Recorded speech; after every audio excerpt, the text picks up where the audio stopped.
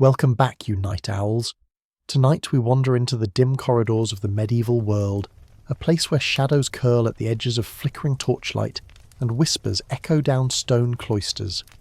You can almost hear the rustle of parchment as monks copy holy texts, or the muffled chant of nuns at their evening prayers.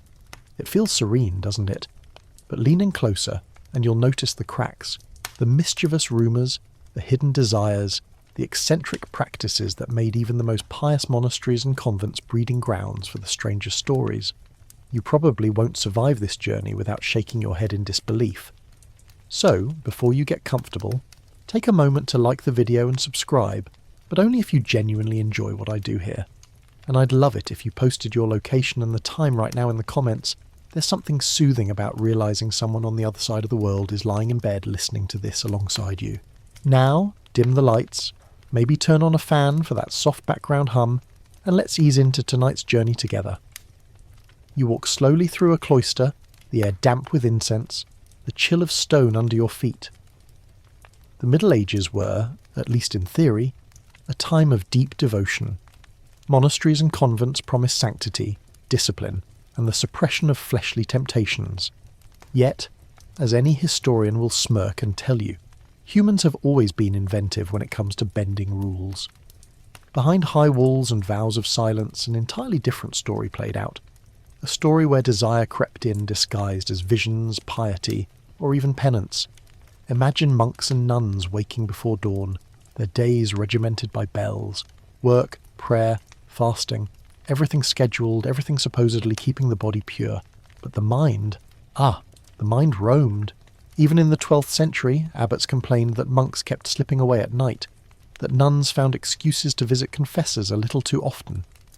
One abbot in France noted with exasperation that his brothers were better skilled in the pleasures of Venus than in the Psalms of David.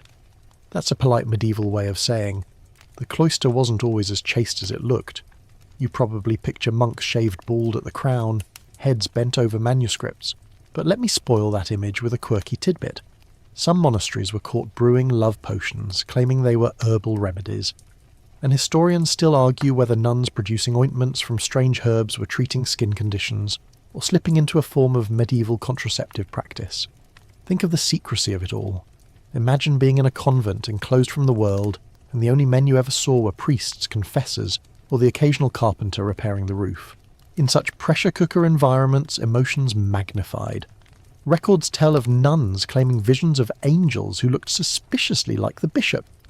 Sometimes those visions were written down as mystical ecstasies, with descriptions that, if you read between the lines, sound oddly sensual. One scholar pointed out how the language of union with God in these accounts blurs dangerously close to descriptions of bodily pleasure. Historians still debate whether these women experienced genuine mystical rapture, or whether their bodies, deprived of ordinary outlets, simply found other ways to interpret longing. Picture a young novice, shut away at 15, told to mortify her flesh, but secretly sketching little hearts in the margins of her psalter. In one famous case from the Low Countries, nuns were found trading tokens under the guise of holy relics, locks of hair, perfumed scraps of cloth, even rings. Officially, these were signs of sisterly devotion. Unofficially, they were closer to what you'd now call love letters. And let's not forget the monks. In cloisters dotted across Europe, there were endless reports of brothers sneaking out through garden walls, or inviting guests in under the cover of charity. One chronicler dryly noted that certain monasteries had reputations not for chanting psalms, but for producing illegitimate children in the nearby villages. The church tried to crack down, issuing rules like forbidding monks to keep pet animals, because apparently some were using pet dogs as excuses to visit women outside the cloister. Imagine being hauled before your abbot and told, "Brother Thomas, your spaniel is too suspiciously well fed." Of course, not every accusation was fair. Medieval people loved gossip just as much as we do. Rival convents and monasteries often spread lurid tales about each other, partly out of jealousy. A particularly juicy rumour about nuns of X-Abbey dancing naked under the moon might have had more to do with rivalries over land than actual events. Still, where there's smoke, there's often fire, or at least smouldering embers. You pause in the cloister's courtyard, hearing water trickle from a fountain. Imagine sitting there as a monk, trying to recite prayers, while your mind betrays you with memories of the tavern maid you once knew before taking vows. One fascinating fact: manuals for confessors included entire lists of improper thoughts and acts to ask about. These lists are unintentionally revealing. When a 13th century priest instructs confessors to ask nuns whether they've looked too long upon the faces of their sisters, you can bet someone had been doing exactly that. And there's an undeniable humour here too. Picture a stern bishop demanding monks avoid temptation, then discovering they've carved flirtatious graffiti into the cloister walls. Some drawings found in monastic margins, little rabbits chasing monks or nuns wielding swords, feel less like piety and more like pent-up imagination. Maybe that's what centuries of enforced celibacy did, turned boredom into mischief, turning even the sacred into cheeky parody. Still, not everything was playful.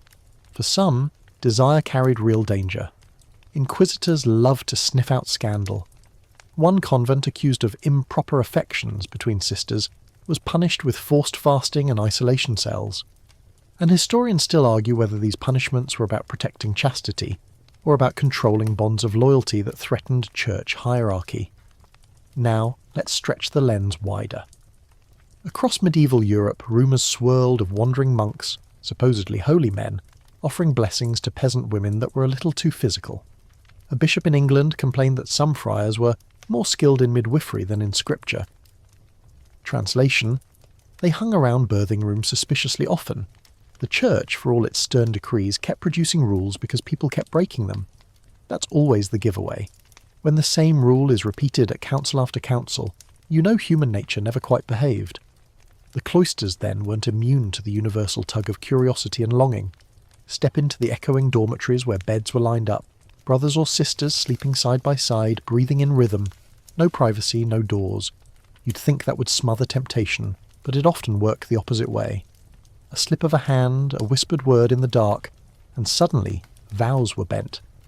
One medieval joke even warned novices, beware the blanket that moves at matins, a rare moment of monastic humour. And there's the mystical side again. You read accounts of saints who reported nightly battles with demons of lust, demons who visited them in the shape of alluring figures.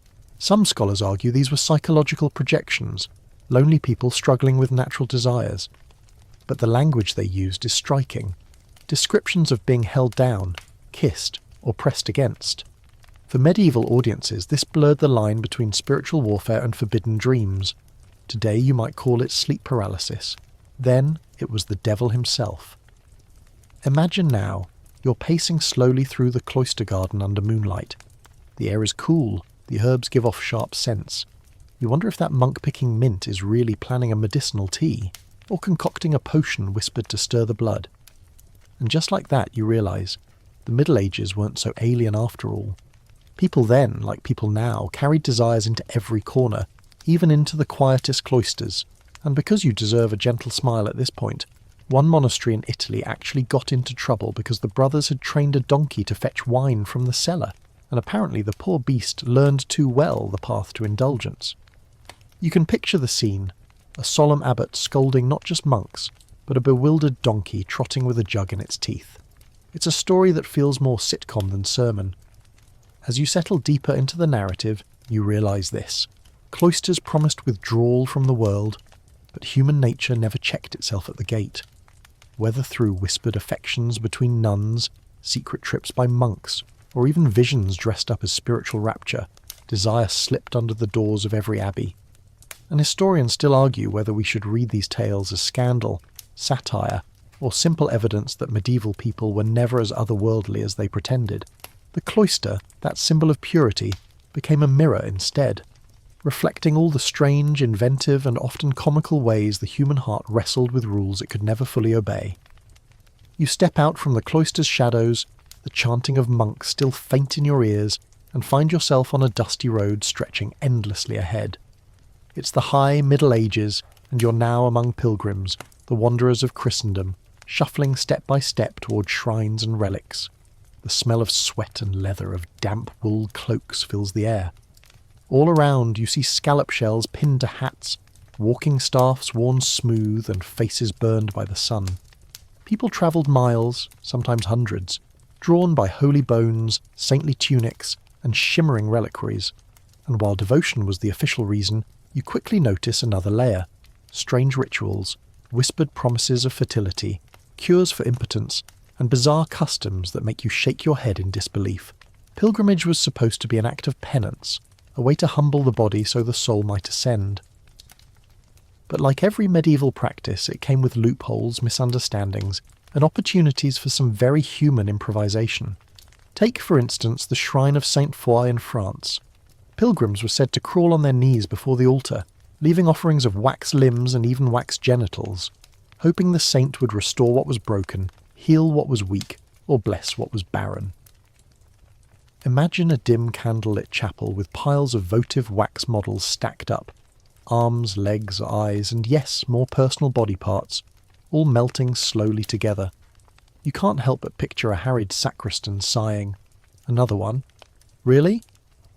The relic trade itself blurred sacred and strange.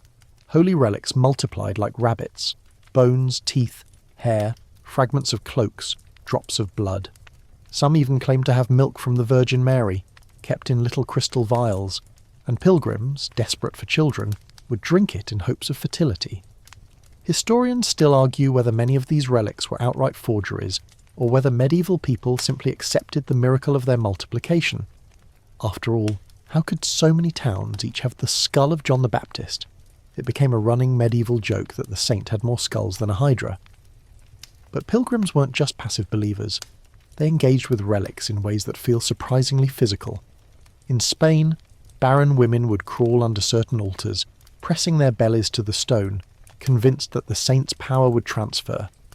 In England, men would dip cloths in holy water, wring them out over their beds, and sleep in the damp sheets as a cure for impotence. Practical? Probably not. Bizarre? Absolutely. And then there were the relics of outright peculiarity. One popular attraction was the holy prepuce. Yes, you heard that right. The foreskin of Christ, supposedly preserved and shown to pilgrims in several different towns. Theologians debated seriously whether this was possible. Some claimed it ascended with Christ, others insisted it remained behind as a relic. Imagine walking into a small church, the priest solemnly holding up a tiny reliquary, while peasants knelt in awe. To our ears it sounds absurd, but for them, relics carried cosmic significance.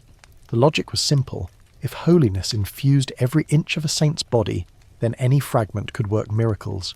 And if you wanted children, or a cure for that awkward ailment, why not try? Picture the roads buzzing with travellers.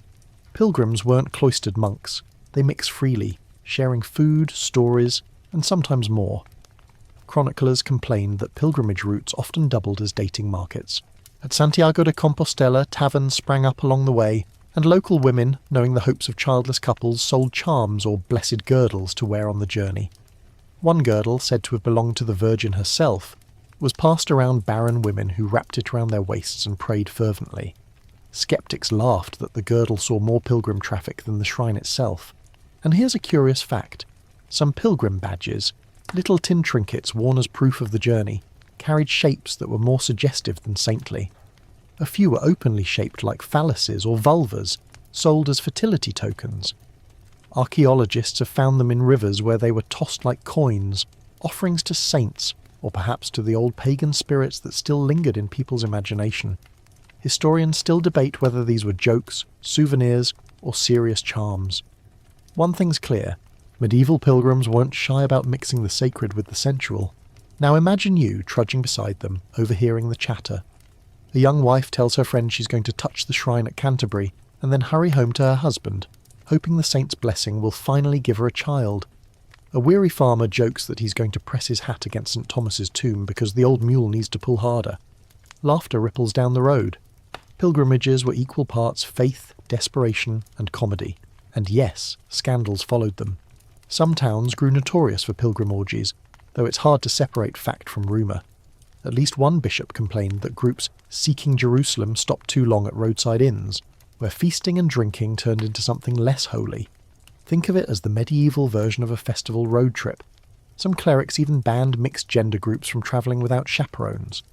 Of course, that just made the trips more appealing. One mainstream fact worth noting: pilgrimages genuinely fueled the medieval economy. Entire towns thrived on the influx, selling food, lodging, souvenirs and charms. But alongside the commerce came opportunities for strange practices. Pilgrims in Germany were urged to lick the stones of certain chapels to absorb holiness. Others were told to tie strips of clothing to shrines, then wear them in bed as potent amulets. And it wasn't all earthy.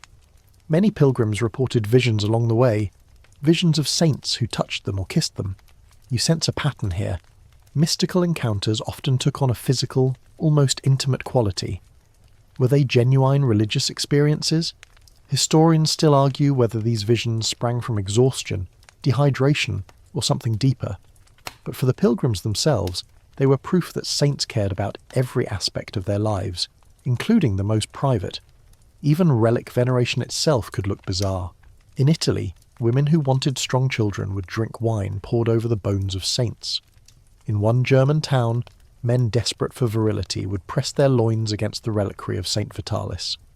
You can imagine the sacristan rolling his eyes as yet another pilgrim shuffled forward to test the relic. And then there's the comedy gold of relic inflation. In France, one monastery displayed a feather from the Archangel Gabriel's wing. A rival monastery boasted the entire wing.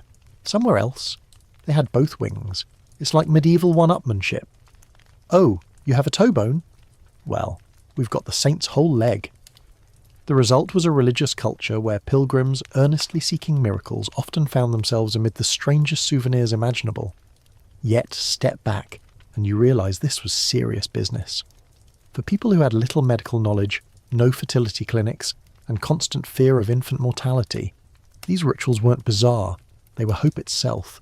A barren couple kneeling before a reliquary, pressing their foreheads to the cold glass, weren't indulging in superstition. They were clinging to the only chance they thought they had. That's the haunting beauty beneath the oddity. You sit now in a pilgrim inn, wooden benches crowded, the smell of ale thick in the air. A bard plucks a lute, singing of St. James's miracles.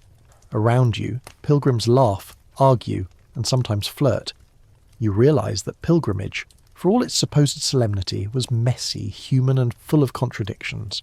It was about sacred relics, yes, but also about companionship, fertility hopes, and even the occasional scandalous detour. And maybe the best joke of all, some relics became so famous that replicas were made, not to cheat pilgrims, but to spread blessings. In one case, 2 churches claimed to have the true arm of a saint. When a skeptic asked which was real, the monks replied calmly, both, of course, medieval logic at its finest. So as you drift along the dusty road with the crowd, watching pilgrims clutch charms, whispering prayers for children, or pressing awkwardly against relics, you see it clearly. Faith and desire, interwoven like threads in a pilgrim's cloak. To modernise, it may look bizarre. To them, it was simply life, where the sacred touched even the most intimate hopes. And you smile at the thought. Somewhere in the crowd, a jester probably muttered, if saints granted every fertility prayer, Europe would be one giant nursery. A joke? Yes. But behind it, the truth that made people keep walking mile after mile, hoping the next shrine, the next relic might finally work. The dust of the pilgrim road settles behind you, and now you find yourself ushered into a manor hall, where tapestries sway against cold stone walls, and the air smells faintly of wax and roasted meat.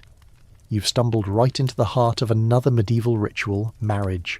Not the romanticised candlelit affair you might picture, but a business contract sealed with alliances, land rights, and careful negotiation.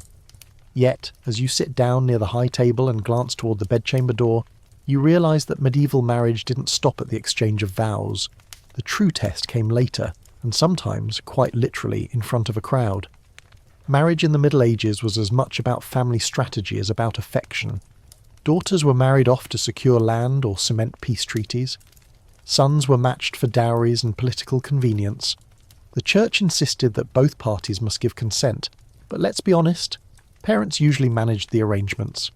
Imagine being 15, dressed in stiff brocade, standing beside a stranger, your entire future pinned on whether this union produced heirs. No pressure, right? But here's where it gets odd. The consummation of marriage wasn't just personal, it was public business.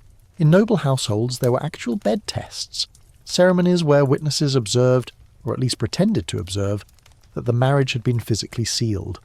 Picture this. A new couple is led to their chamber, the bed adorned with flowers and blessed by a priest. Family members hover just outside, sometimes even inside, while the couple climbs into bed. At times, attendants waited until the pair were under the covers, then solemnly withdrew. In some cases, they lingered, pretending to catch the moment of truth, a deeply awkward version of quality control. Why this obsession? Simple. Inheritance, land, titles, and dynastic survival hinged on heirs. If a marriage wasn't consummated, it could be annulled, and so families and courts devised ways to ensure it happened, or at least to ensure it could be proven. Historians still argue whether witnesses truly stayed to watch, or whether the ritual was more symbolic. Some accounts are blunt. In 15th century France, nobles described the groom exposing himself to prove he was physically able. In England, records describe women examining sheets for blood, evidence of virginity broken. Imagine the pressure of knowing your marital success was measured in linen stains, and of course these tests could backfire. One king of France, Louis VII, was ridiculed because his marriage to Eleanor of Aquitaine was said to have gone unconsummated for years. Chroniclers gleefully blamed his shyness, his over-piety, or his general lack of vigour. Whether true or gossip, the story demonstrates how quickly bedchamber rumours became political tools. Eleanor eventually secured an annulment, citing lack of consummation, and promptly married Henry Plantagenet, future King of England. Talk about trading up. Then there's the infamous impotence trials. If a noblewoman claimed her husband could not perform his duties, the case could go to court. And what did the court do? Summoned physicians, midwives, and curious onlookers to inspect, interrogate, and sometimes physically test the poor man. Imagine standing in a medieval courtroom while doctors palpated, wives testified, and rivals snickered. One documented case in Paris required the accused husband to attempt consummation in front of witnesses. He failed. The marriage was annulled, and the story spread across Europe like wildfire. Embarrassment meet eternity. For ordinary villagers, things were less ceremonial, but no less peculiar. Folk customs often involved checking the sheets after the wedding night. Neighbours might parade them around the village if they showed the right signs. In some regions, guests waited outside, banging pots and pans until the couple finally emerged. Public peer pressure turned into carnival. The wedding feast wasn't complete until the marriage bed was proven. Imagine finishing your roast goose while Aunt Agnes cheerfully demands, "Well, was it successful?" Not all traditions were humiliating. Some were oddly charming, or at least inventive. In parts of Germany, villagers would escort the couple to bed carrying candles, singing bawdy songs, then leave gifts of eggs or bread at the bedside to encourage fertility. Eggs made sense, symbols of life and plenty. Bread symbolised nourishment and stability. It's easy to smile at the thought of a nervous young couple shuffling into bed, tripping over loaves and trying not to drop an egg. Of course, marriage wasn't just about proving consummation, it was also about regulating desire. The church kept meticulous lists of when it was permissible for couples to be intimate. Spoiler, almost never. No coupling on Sundays, feast days, Lent, Advent, the eve of a saint's day, during pregnancy, during menstruation, or within a certain number of days after childbirth. Do the math, and you realise nearly half the year was off limits. Whether people followed these rules is another story. Historians still argue whether they were widely obeyed or simply ignored once the priest was out of sight. And then there's the quirky tidbit of marriage manuals. Some clerical treatises gave detailed advice on positions that were licit or illicit. Missionary position? Permitted? Anything else? Dubious at best, sinful at worst. One manual even warned against excessive kissing, since it might lead to uncontrollable passion. Medieval couples, it seems, had to balance their duty to procreate with their duty to avoid enjoying it too much. Imagine a priest wagging his finger at you. Yes, children are good, but don't look like you're having fun. Yet, despite the stern rules, humour crept in. Carvings in churches sometimes depicted couples in compromising positions, hidden in the margins of stone. These little grotesques, called Sheila na gigs or misericord carvings, seem to wink at the tension between desire and duty. Perhaps the sculptors, half amused, half exasperated, carved what everyone knew but no one said aloud. Marriage was messy, human, and not easily confined to lists of do's and don'ts, and sometimes desire trumped duty in spectacular ways. Consider the scandal of Marjorie Paston in the 15th century England. Pressured to marry a wealthy suitor, she instead fell for Richard Carley, a family steward. Her family exploded in outrage, accusing Richard of dishonouring her, but Marjorie wrote defiantly that she considered herself married to him in heart, regardless of ceremony. In a world obsessed with consummation and public proof, her insistence on personal consent and affection was radical. Historians still debate whether she consummated the relationship before formal approval. Either way, her story shows how individuals sometimes bent the rigid system.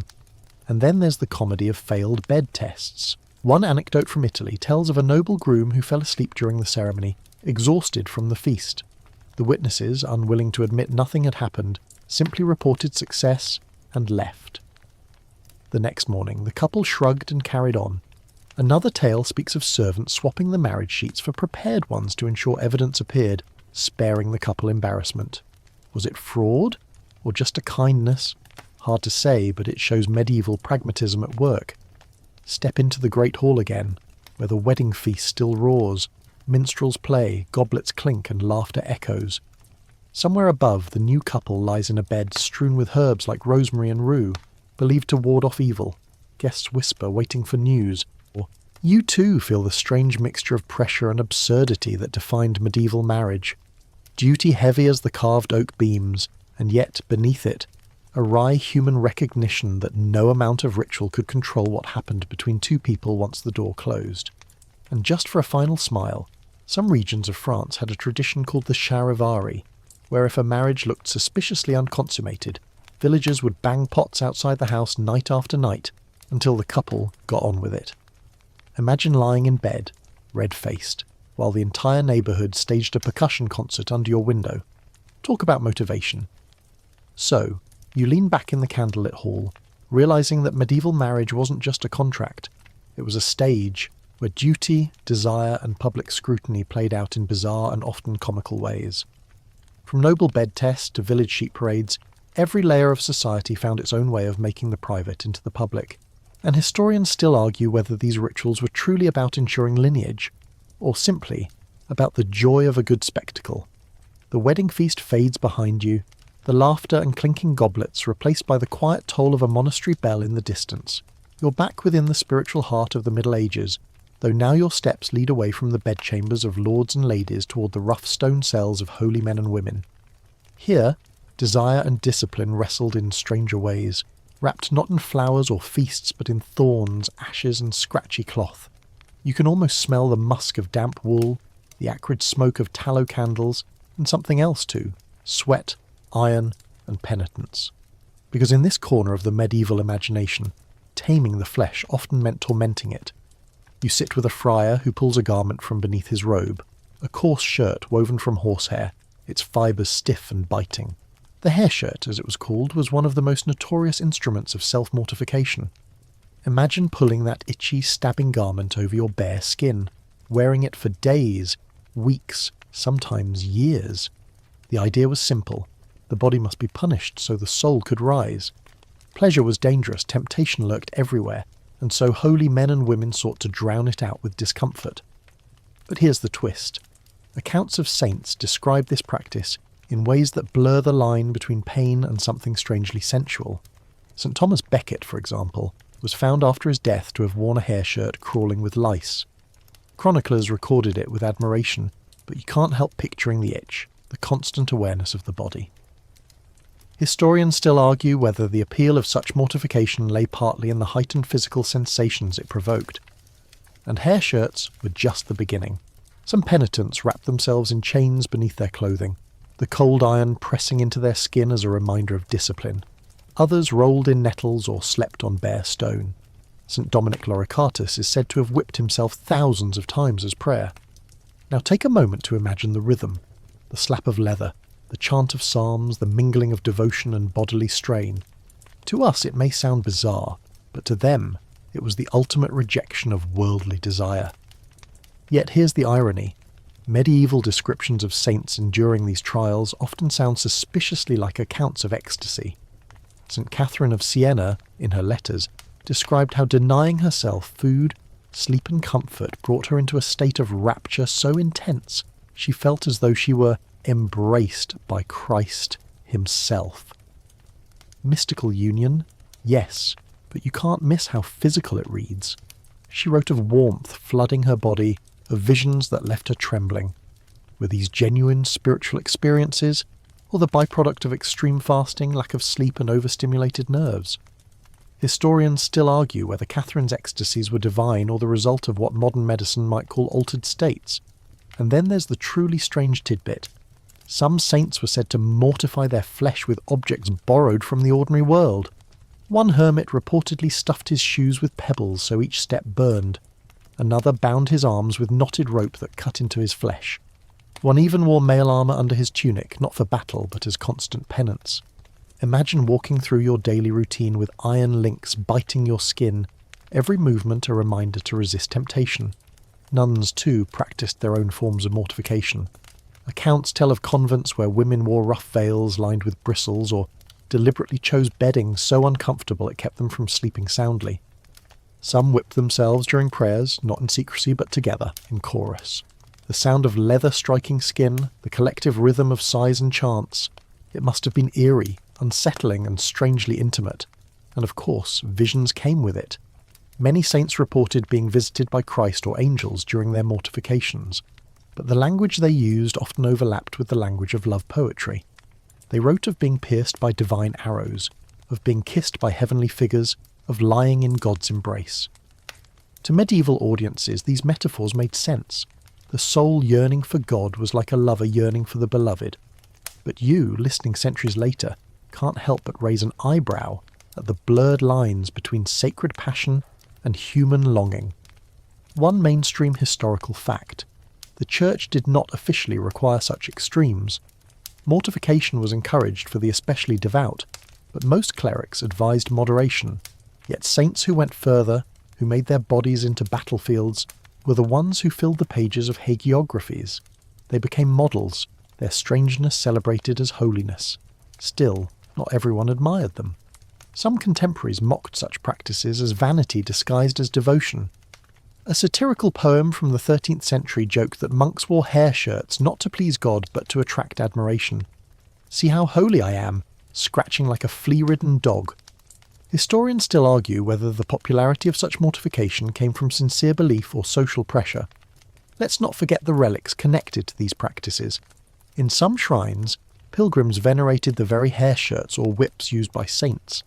Imagine kneeling before a glass case containing a ragged, lice-stained tunic, whispering prayers that its scratchiness might somehow bless you with purity. The devotion is touching, yes, but also bizarre.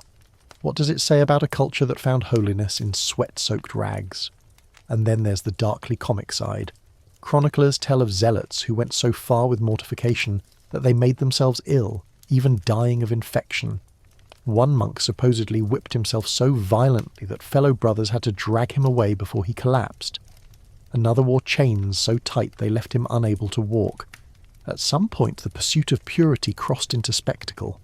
You can imagine villagers whispering, "Brother Anselm is holy, yes, but did you see him trying to climb stairs today?" Yet, for all the strangeness, you sense something deeper. These practices gave medieval people a way to channel the turbulence of desire.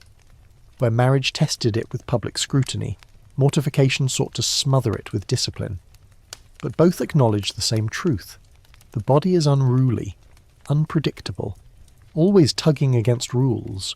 The hair shirt became not just punishment but a reminder. Every itch, every sting, proof that temptation could never fully be silenced. Step now into a candlelit chapel where a saint's hair shirt is displayed. Pilgrims file past, some touching the glass, others pressing tokens against it. A mother whispers a prayer for her daughter's chastity, a husband for his wife's fidelity. You can almost hear the scratch of fabric against skin, the echo of centuries of longing for purity, even if it meant embracing discomfort. And maybe, as you sit quietly, you realise the humour hidden in all this. Medieval people genuinely believed that itchy garments could save their souls, but they also laughed about it. A folk tale tells of a trickster who pretended to wear a hair shirt but lined it secretly with soft linen. Outwardly he scratched and grimaced. Inwardly he was comfortable. The joke, of course, was on those who took him at his word. So the hair shirt becomes more than a garment. It's a symbol of the bizarre dance between sin and sanctity, pain and longing, comedy and tragedy, a world where saints trembled in ecstasy, as much from deprivation as from devotion. And historians, centuries later, still puzzle over whether these mortifications were pathways to heaven, or simply elaborate ways of managing very human desires. The scratch of the hair shirt fades from your imagination, replaced now by drums, laughter, and the thick smell of roasted meat and spilled ale. You're no longer in a chapel or a cloister. You've stumbled into the carnival, the upside-down season of the medieval year, when everything that was usually forbidden was suddenly allowed, or at least tolerated. The cobbled streets are jammed with people in masks and costumes, peasants dressed as kings, priests mocked by jesters, and women strutting boldly in men's tunics.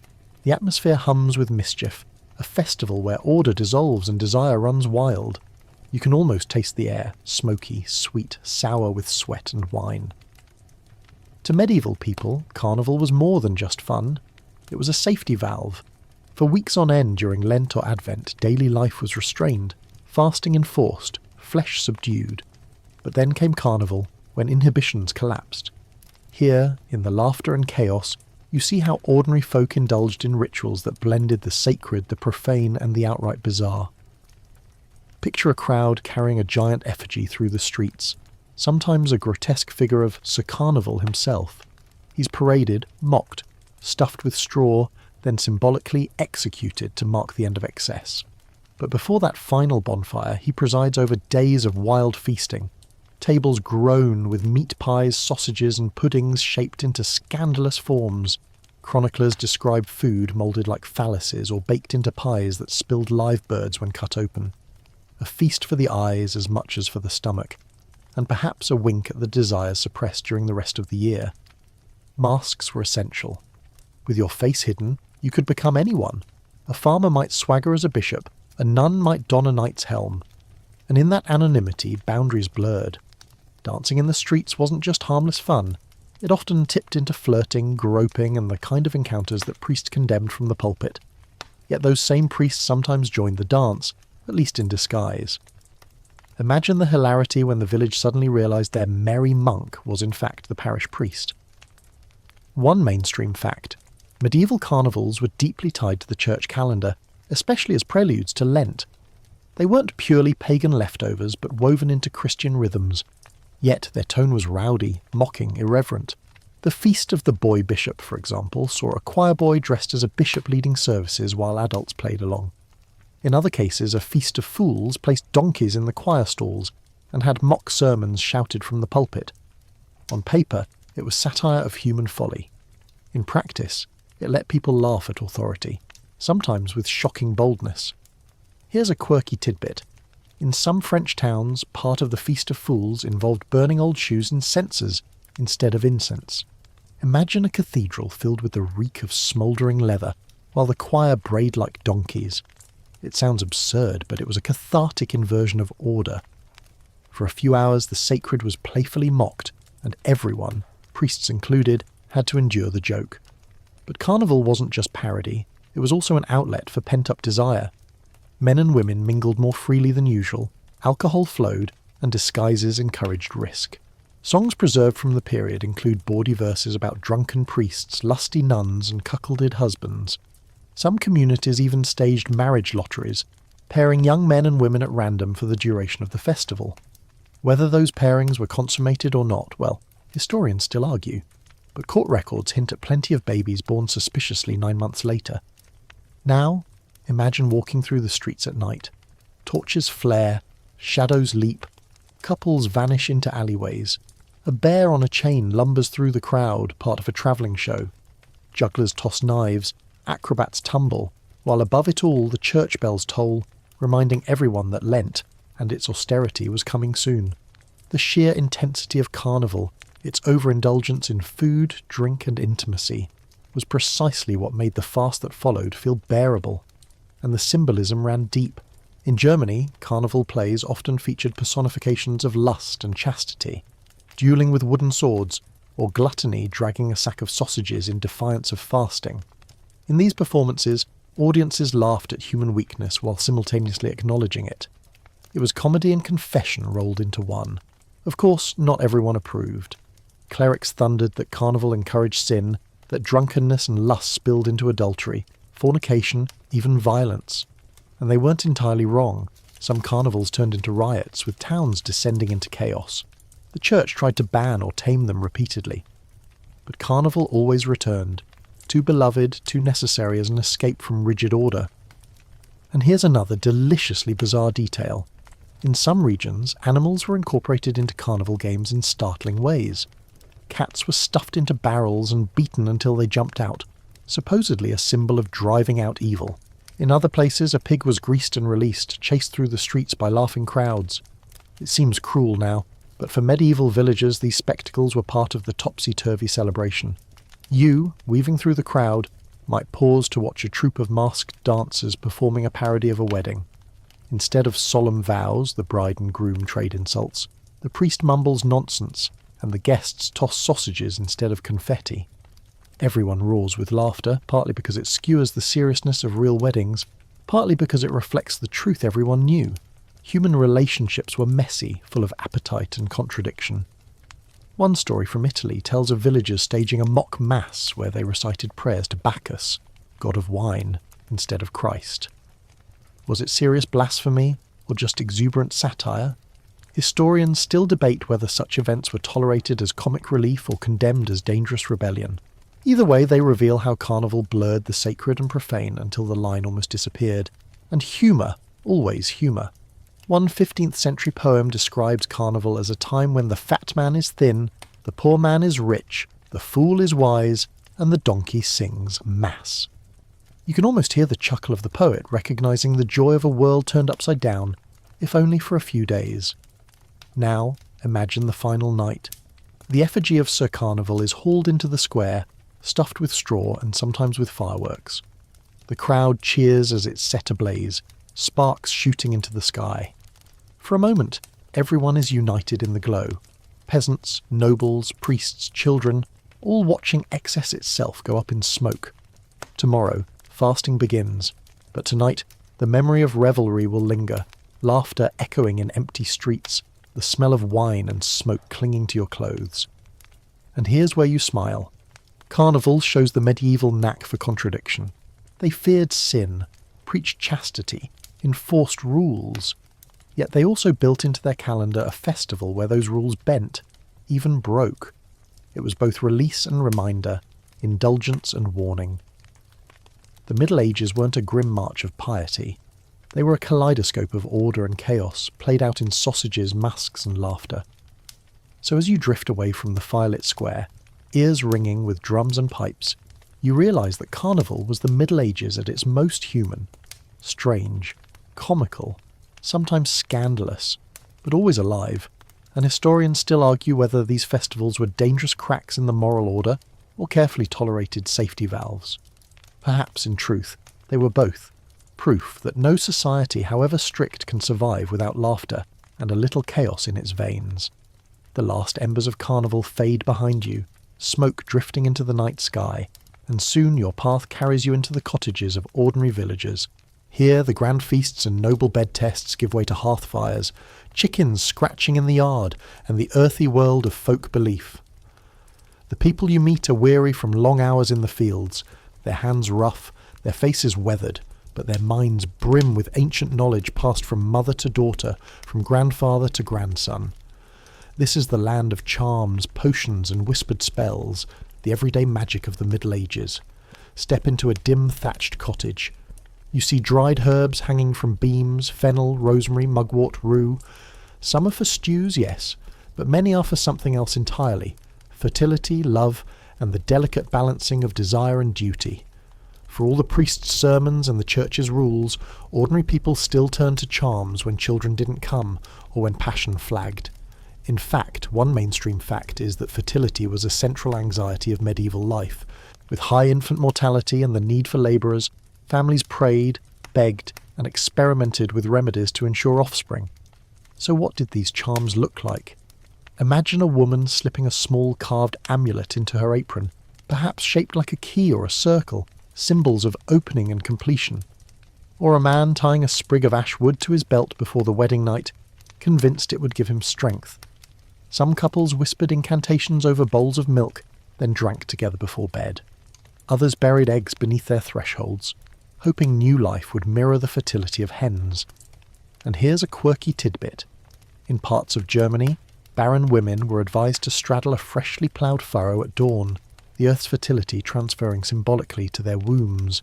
It sounds earthy, literal, even comical, but to them it was practical logic.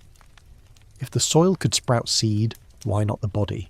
In England, women desperate for children sometimes carried a hare's foot, the ancestor of the modern rabbit's foot charm. Hares, after all, were famous for their fecundity. In France, men were told to drink wine stirred with powdered antlers, believing the stag's virility would pass to them.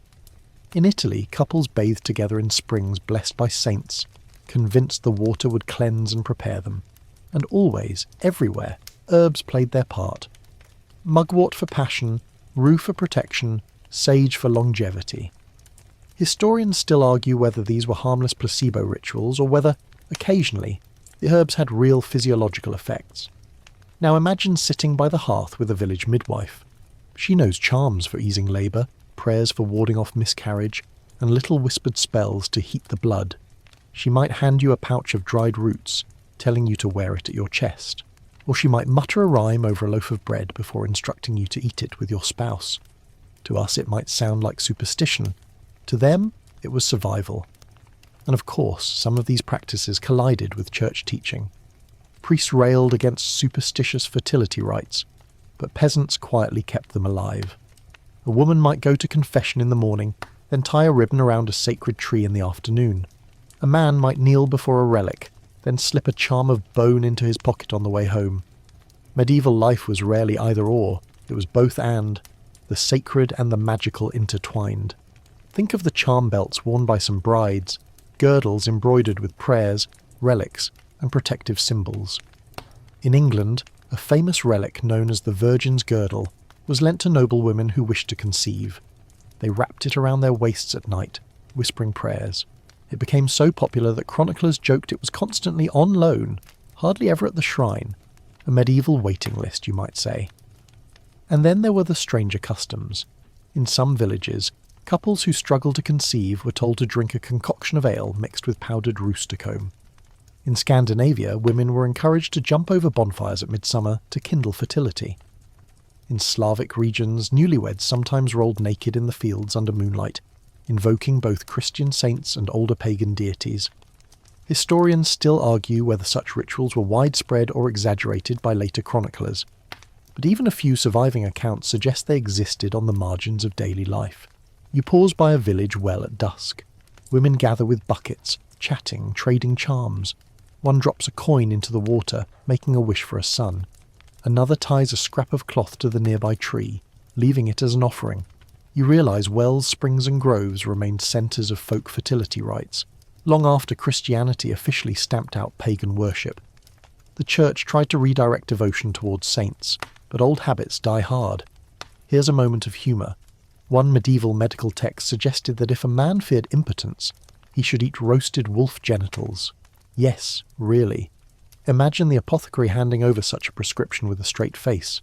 The same text recommended women place onions under their beds to warm the womb. Some of these remedies feel like slapstick, half medicine, half kitchen experiment. And yet, beneath the laughter lies sincerity. For a medieval couple, failure to conceive was a catastrophe. Without children, who would inherit the land? Who would care for you in old age? The pressure was immense. So you can forgive them for trying everything, from relic girdles to hare's feet to wolf parts.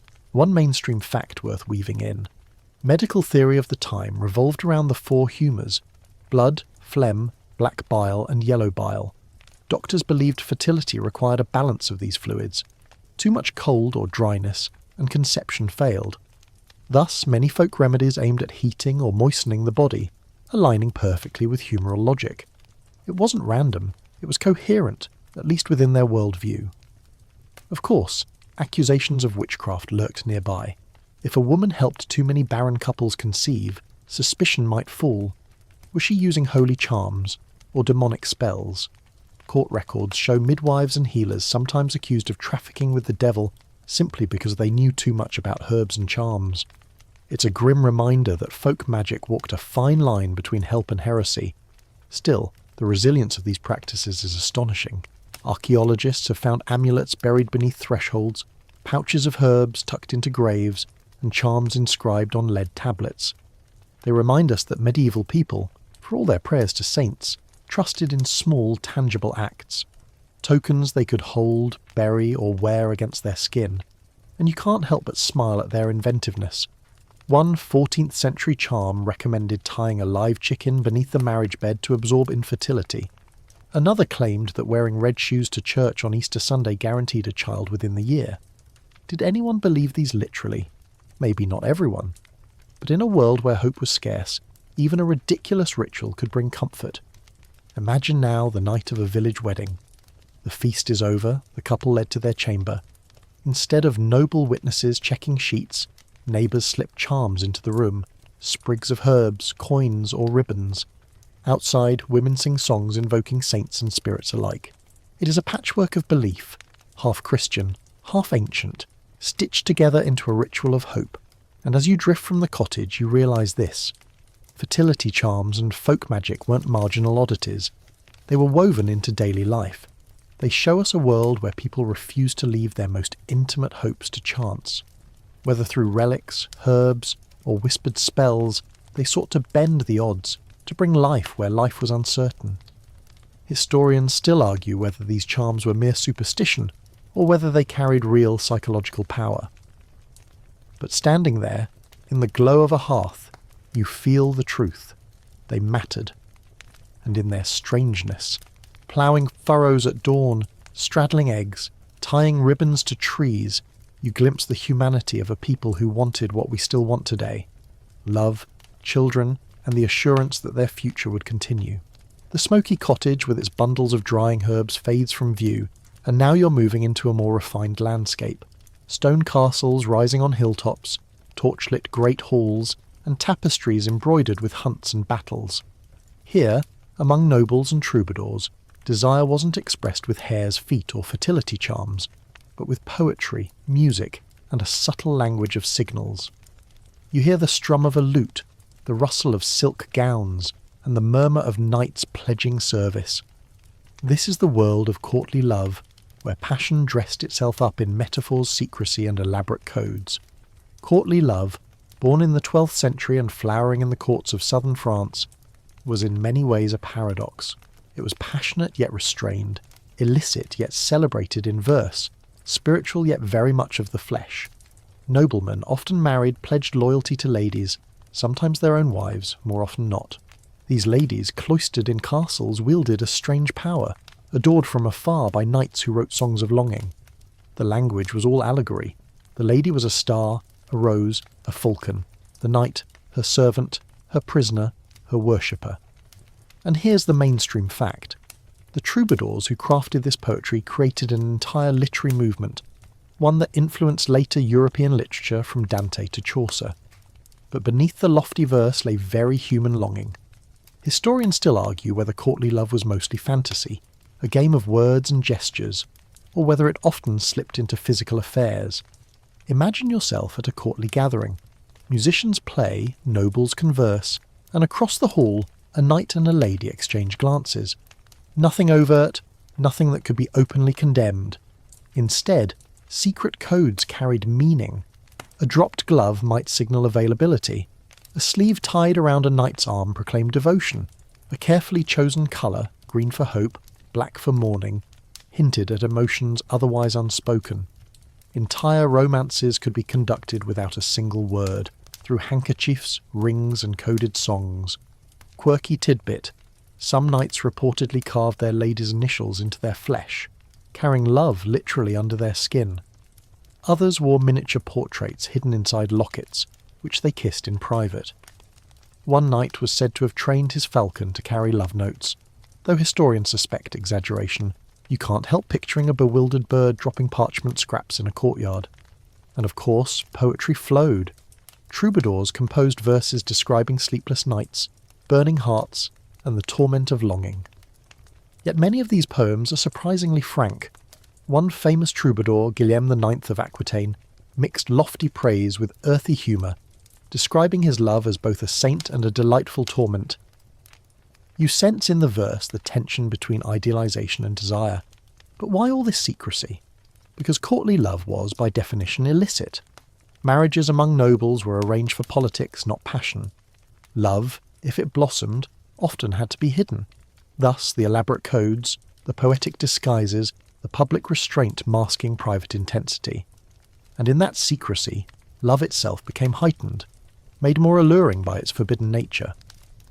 At the same time, the Church cast a wary eye on these games. Preachers warned that such poetry inflamed lust and undermined marriage.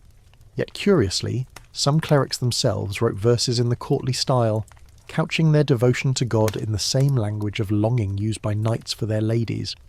The metaphor blurred. Was it holy yearning or romantic desire? Historians still argue whether medieval people distinguished clearly between the two. Picture now a lady at her window receiving a song sung below by her knight. She may never see him alone, but in that moment, through music and metaphor, intimacy is created. Or picture a knight riding into battle, her token tied to his lance, believing that her favour makes him invincible. Courtly love made desire not just private but public, woven into tournaments, dances and festivals. And then there's the comedy. One medieval satire mocked knights who sighed and fainted for their ladies, calling them love-sick fools, who couldn't hold a sword without trembling.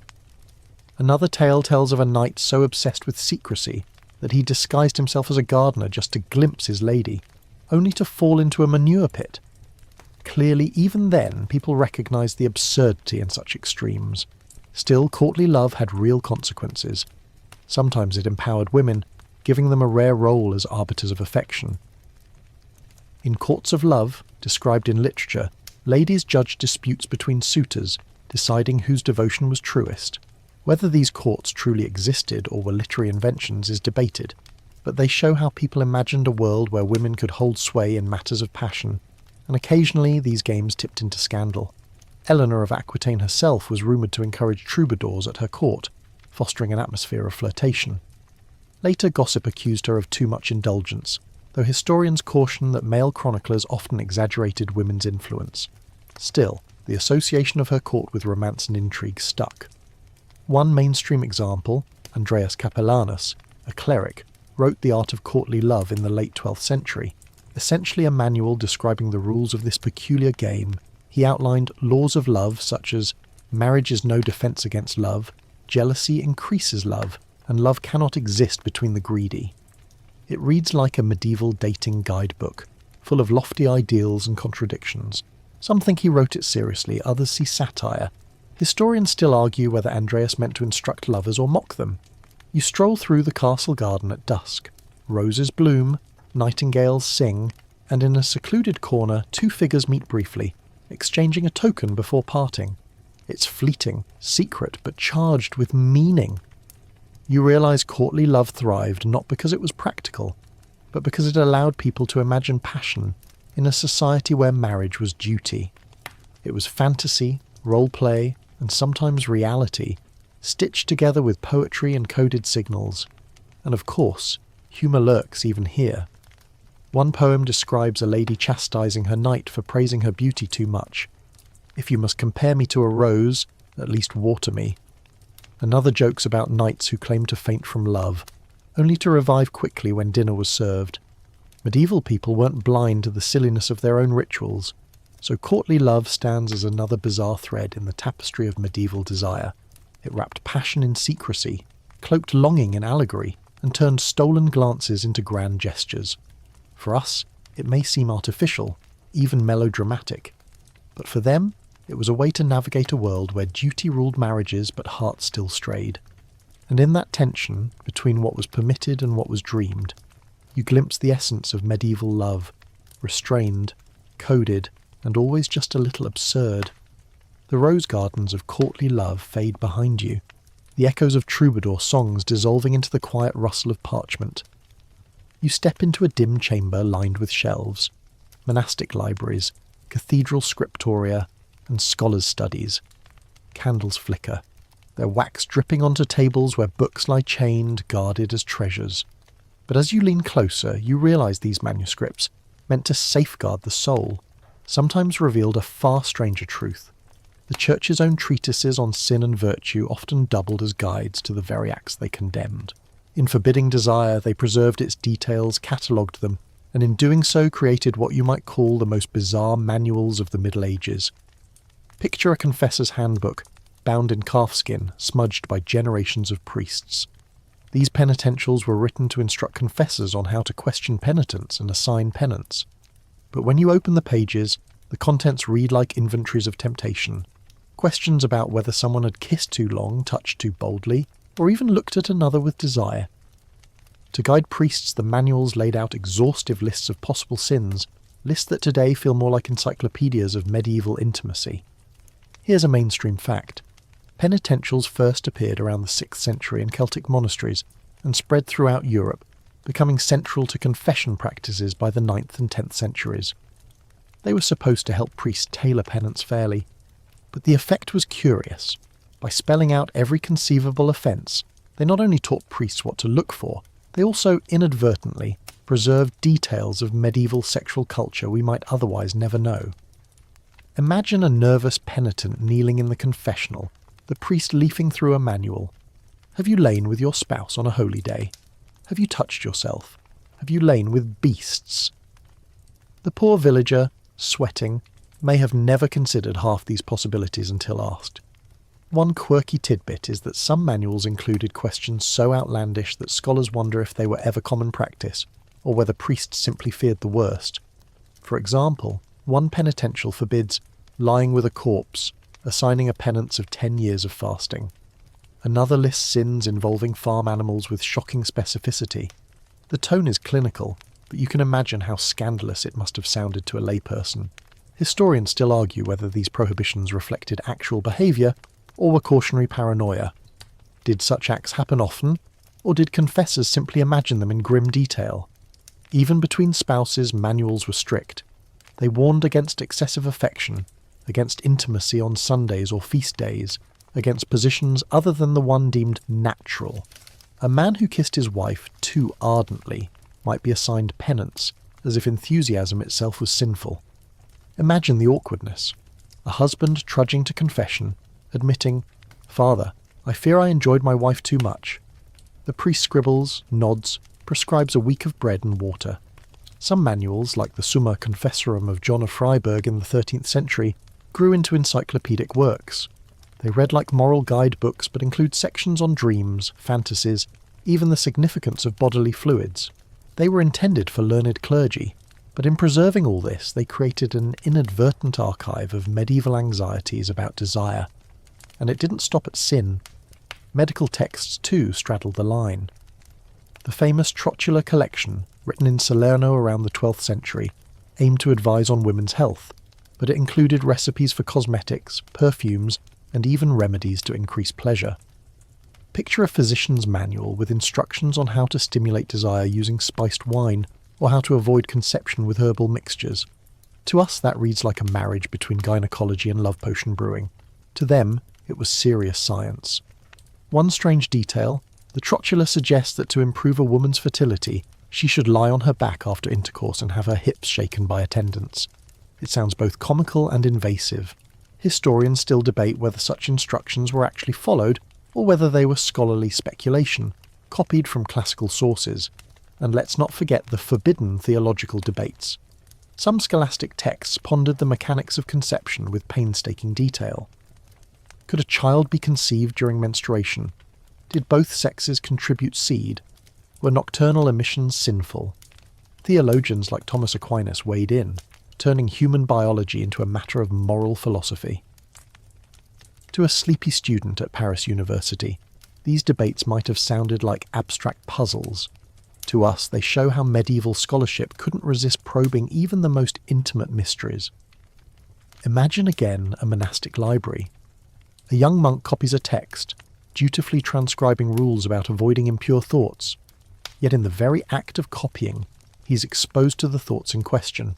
Marginal doodles in these manuscripts, little satirical sketches of animals, lovers, even obscene jokes. suggest that scribes sometimes responded with humour. You can almost hear them chuckling. If I must write it, I might as well laugh. And here's a comic tidbit. One manual warned priests not to ask overly detailed questions in confession, lest they plant sinful ideas in penitents' minds. The irony. By warning against it, the manual had to explain what too much detail meant, thus cataloguing the very things it sought to suppress. It's the medieval equivalent of saying, "Don't think of a pink elephant," ensuring that's all anyone thinks about. For the laity, the Church produced other guides, sermons and moral tales intended to warn against sin. Some of these stories verge on the absurd. A popular exemplum tells of a woman who lifted her skirts to fan herself on a hot day, and the devil entered her through the exposed space. Another warned men not to gaze too long at women combing their hair, lest they be ensnared by lust. Were these warnings moral advice, or just entertaining stories to keep congregations awake? Historians still argue. And then there's the contradiction. While manuals condemn desire, they also testified to its universality. The sheer number of rules, prohibitions and penances shows how widespread these struggles were. If no one ever kissed passionately, or sought herbal contraceptives, the manuals wouldn't bother forbidding them. In their endless cataloguing, they preserved the truth that medieval people wrestled with the same longings we do today, though expressed in stranger language. You sit in the library as candlelight flickers over vellum pages. A priest drones softly, copying yet another list of sins. Outside, life goes on. Villagers trade charms, nobles compose love poetry, pilgrims press against relics.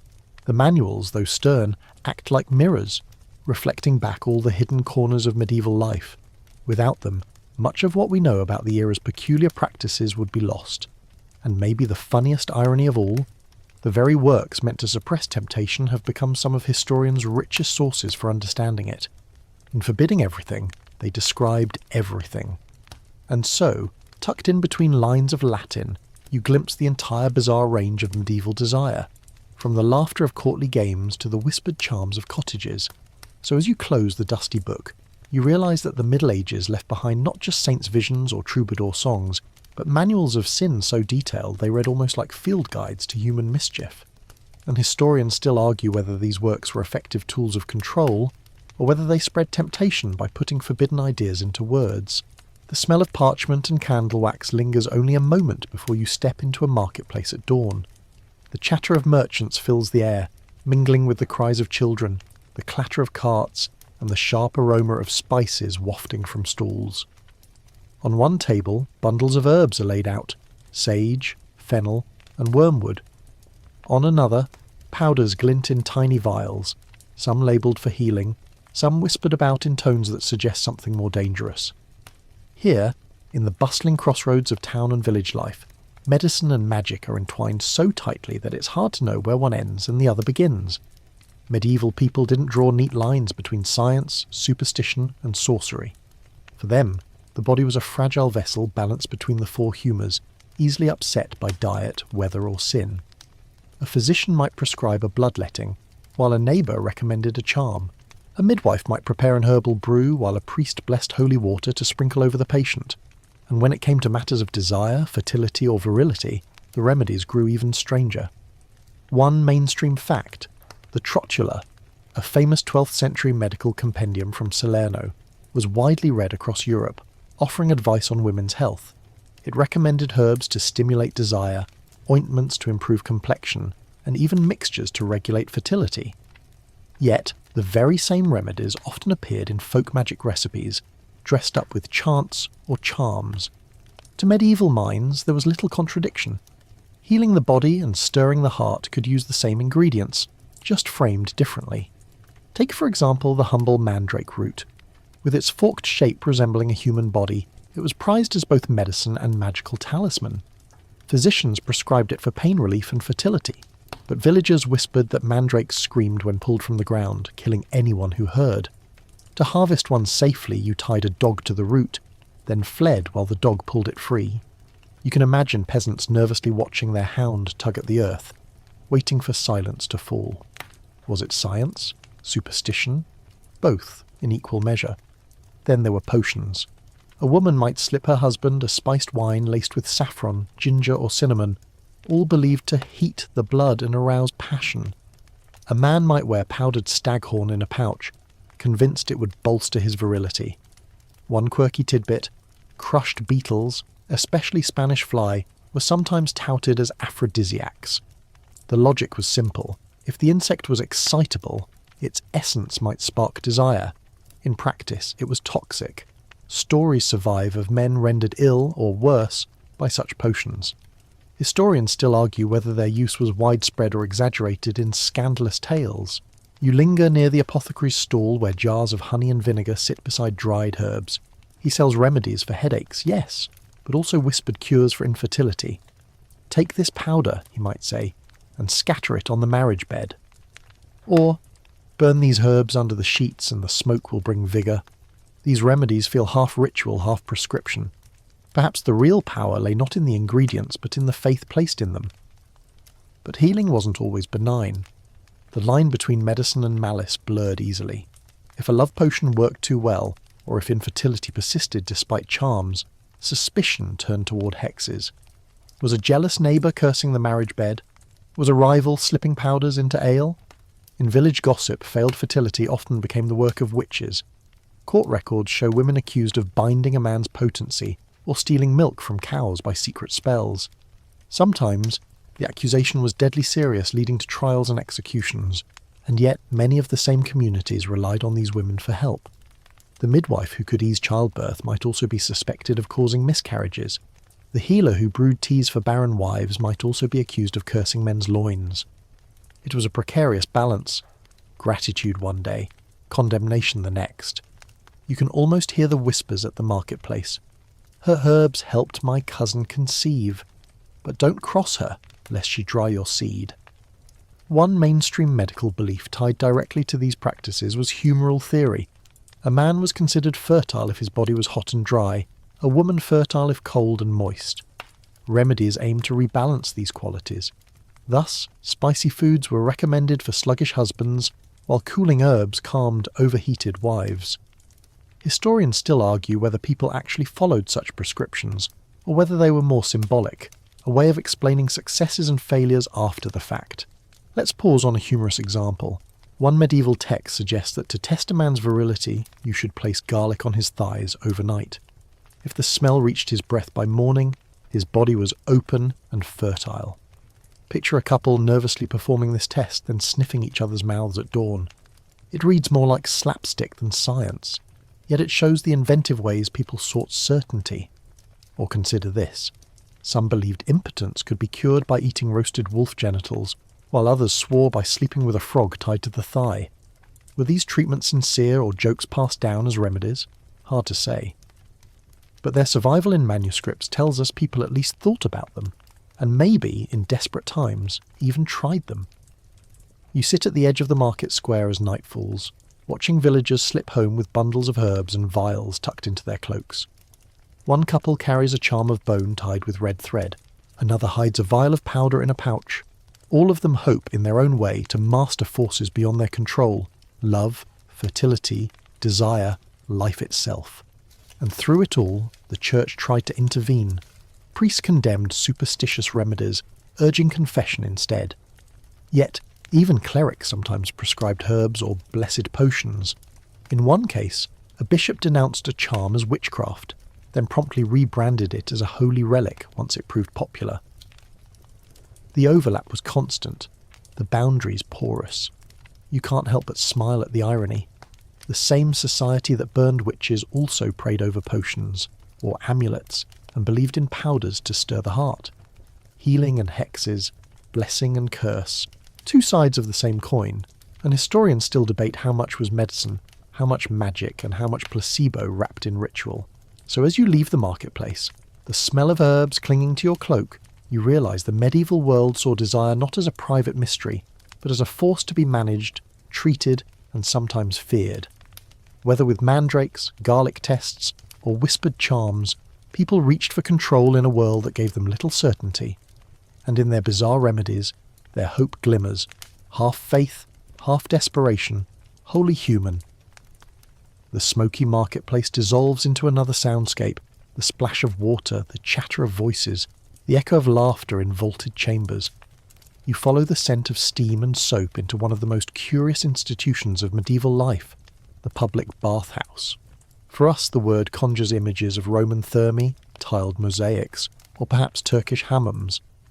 But in the Middle Ages, Europe too had its own vibrant culture of communal bathing. Imagine timbered buildings with smoke rising from their chimneys, barrels of hot water carried in by sweating attendants, and signs outside promising warm relief on cold days.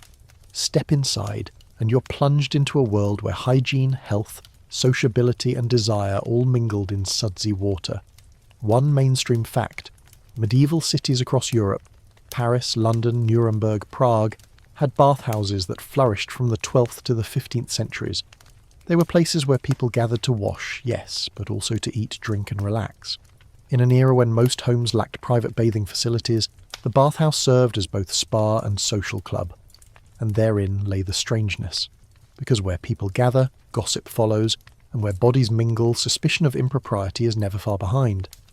Picture a large wooden hall divided into chambers. Steam clouds the air, candles flicker on the damp walls, and tubs line the room. Men and women slip into hot baths, sometimes separately, sometimes together, depending on local custom. Musicians might play lutes at the side. Trays of food and pitchers of wine circulate. Couples laugh, splash and whisper.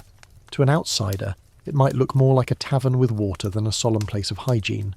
And indeed the church worried.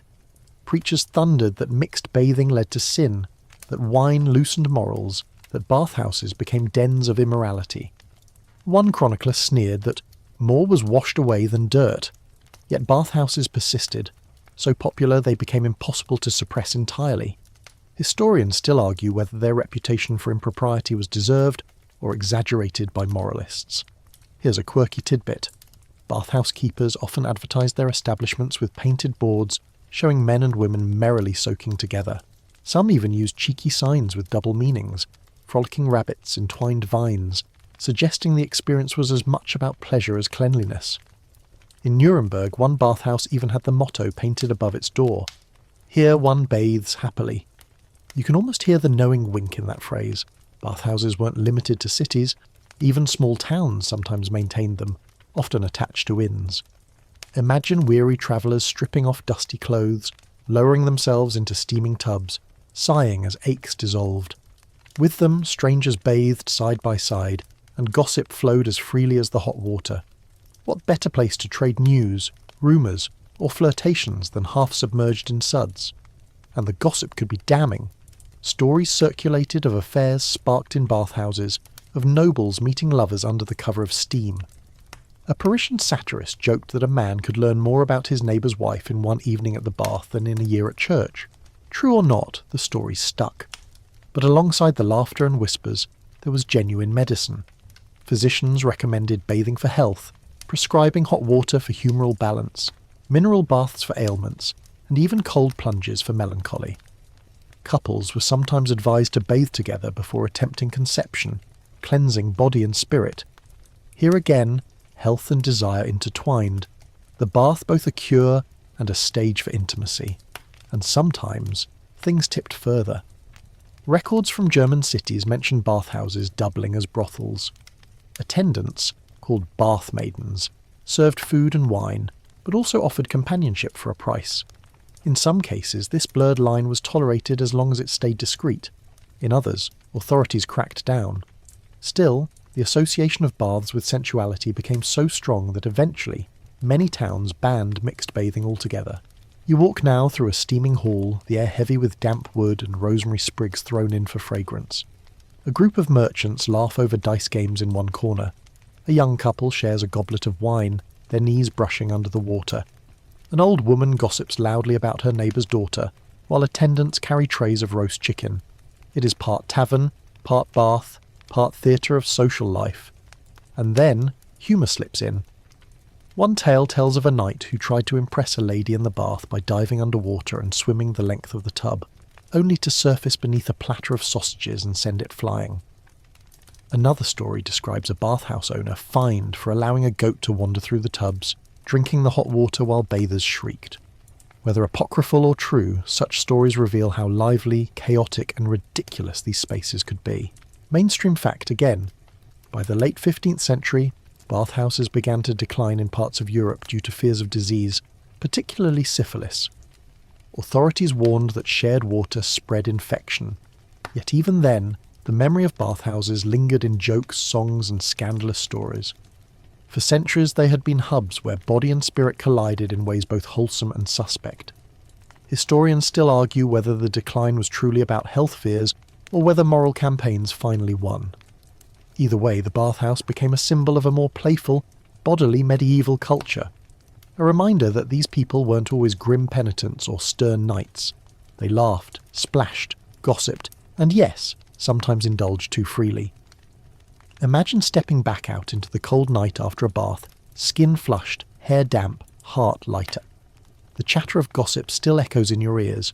Who flirted with whom? Who was seen drinking too much? Whose laughter rang too loud? For villagers and nobles alike, the bathhouse was never just about washing away dirt. It was about soaking in community, companionship, and rumour. And maybe that's the strange truth. In an age we imagine as dirty, medieval people loved their baths. They sought cleanliness, health, and pleasure in equal measure. The bathhouse, with all its steam and scandal, stood as proof that the Middle Ages were never as prudish as legend suggests. So you leave the steamy chamber behind, smiling at the absurdity and humanity of it all. The tubs, the songs, the sausages flying through the air. And you realise that in the suds of medieval bathhouses, gossip and desire soak together as naturally as water and wine. The steam of the bathhouse fades, and your footsteps now take you into a quiet cloister library once more. But this time the shelves are stacked not with penitentials or medical manuals, but with a different kind of book, bestiaries. These richly illustrated manuscripts, copied and painted with care, were meant to instruct the faithful in moral lessons through the natural world. Each animal, real or imagined, embodied a virtue or vice. Yet, as you turn the pages, you realise that many of these allegories, while pious in intent, were open to very curious misinterpretations. Beasts became symbols of desire, warnings about sin, or, at times, the stuff of bizarre practices that slipped from metaphor into behaviour. Picture the manuscript page: a lion drawn with golden mane, a unicorn bowing its horn, a beaver biting off its own genitals to escape hunters. Yes, that was a common image, meant to symbolise the virtue of renouncing temptation. The moral was clear: when chased by sin, sacrifice your lust and live. But imagine villagers hearing this story second-hand, and you begin to see the comedy. Did they whisper about hunters and beavers in the tavern, half amused, half confused? Probably. The Middle Ages were full of people trying to make sense of strange allegories, sometimes too literally. Mainstream fact: bestiaries were widely circulated from the 12th to the 14th centuries, blending Christian theology with fragments of classical lore and travellers' tales. The unicorn, for example, symbolised chastity, said to be tamed only by a virgin's lap. It was an allegory for Christ and Mary, but to the popular imagination it sounded suspiciously like a story about a shy beast seduced by a maiden. Historians still argue whether people actually believed in unicorns or treated them as symbolic. But the persistence of unicorn horns, usually narwhal tusks, sold in markets suggests at least some believed.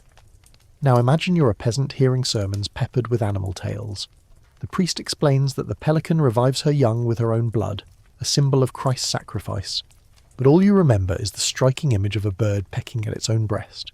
These vivid metaphors etch themselves into memory, carrying moral lessons but also stirring imaginations in unintended ways.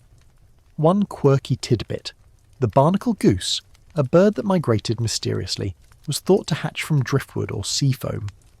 Because of this, some Christians claimed they weren't real meat, and thus could be eaten during Lent. Entire regions feasted on goose, while insisting it was basically seafood. Imagine the smirk of a nobleman tucking into roast goose while the priest frowned but couldn't quite refute the logic. And then there's the satirical humour carved into church stonework. Gargoyles and misericord carvings often showed animals in bawdy scenes. Hares playing bagpipes, foxes dressed as monks, monkeys lifting skirts. These images, hidden in margins, feel like sly jokes on the solemnity of the church. They reveal how allegory and entertainment overlapped, how animals became stand-ins for human folly. A pilgrim might kneel before an altar, then glance up to see a carved donkey playing a harp. a reminder perhaps not to take ourselves too seriously.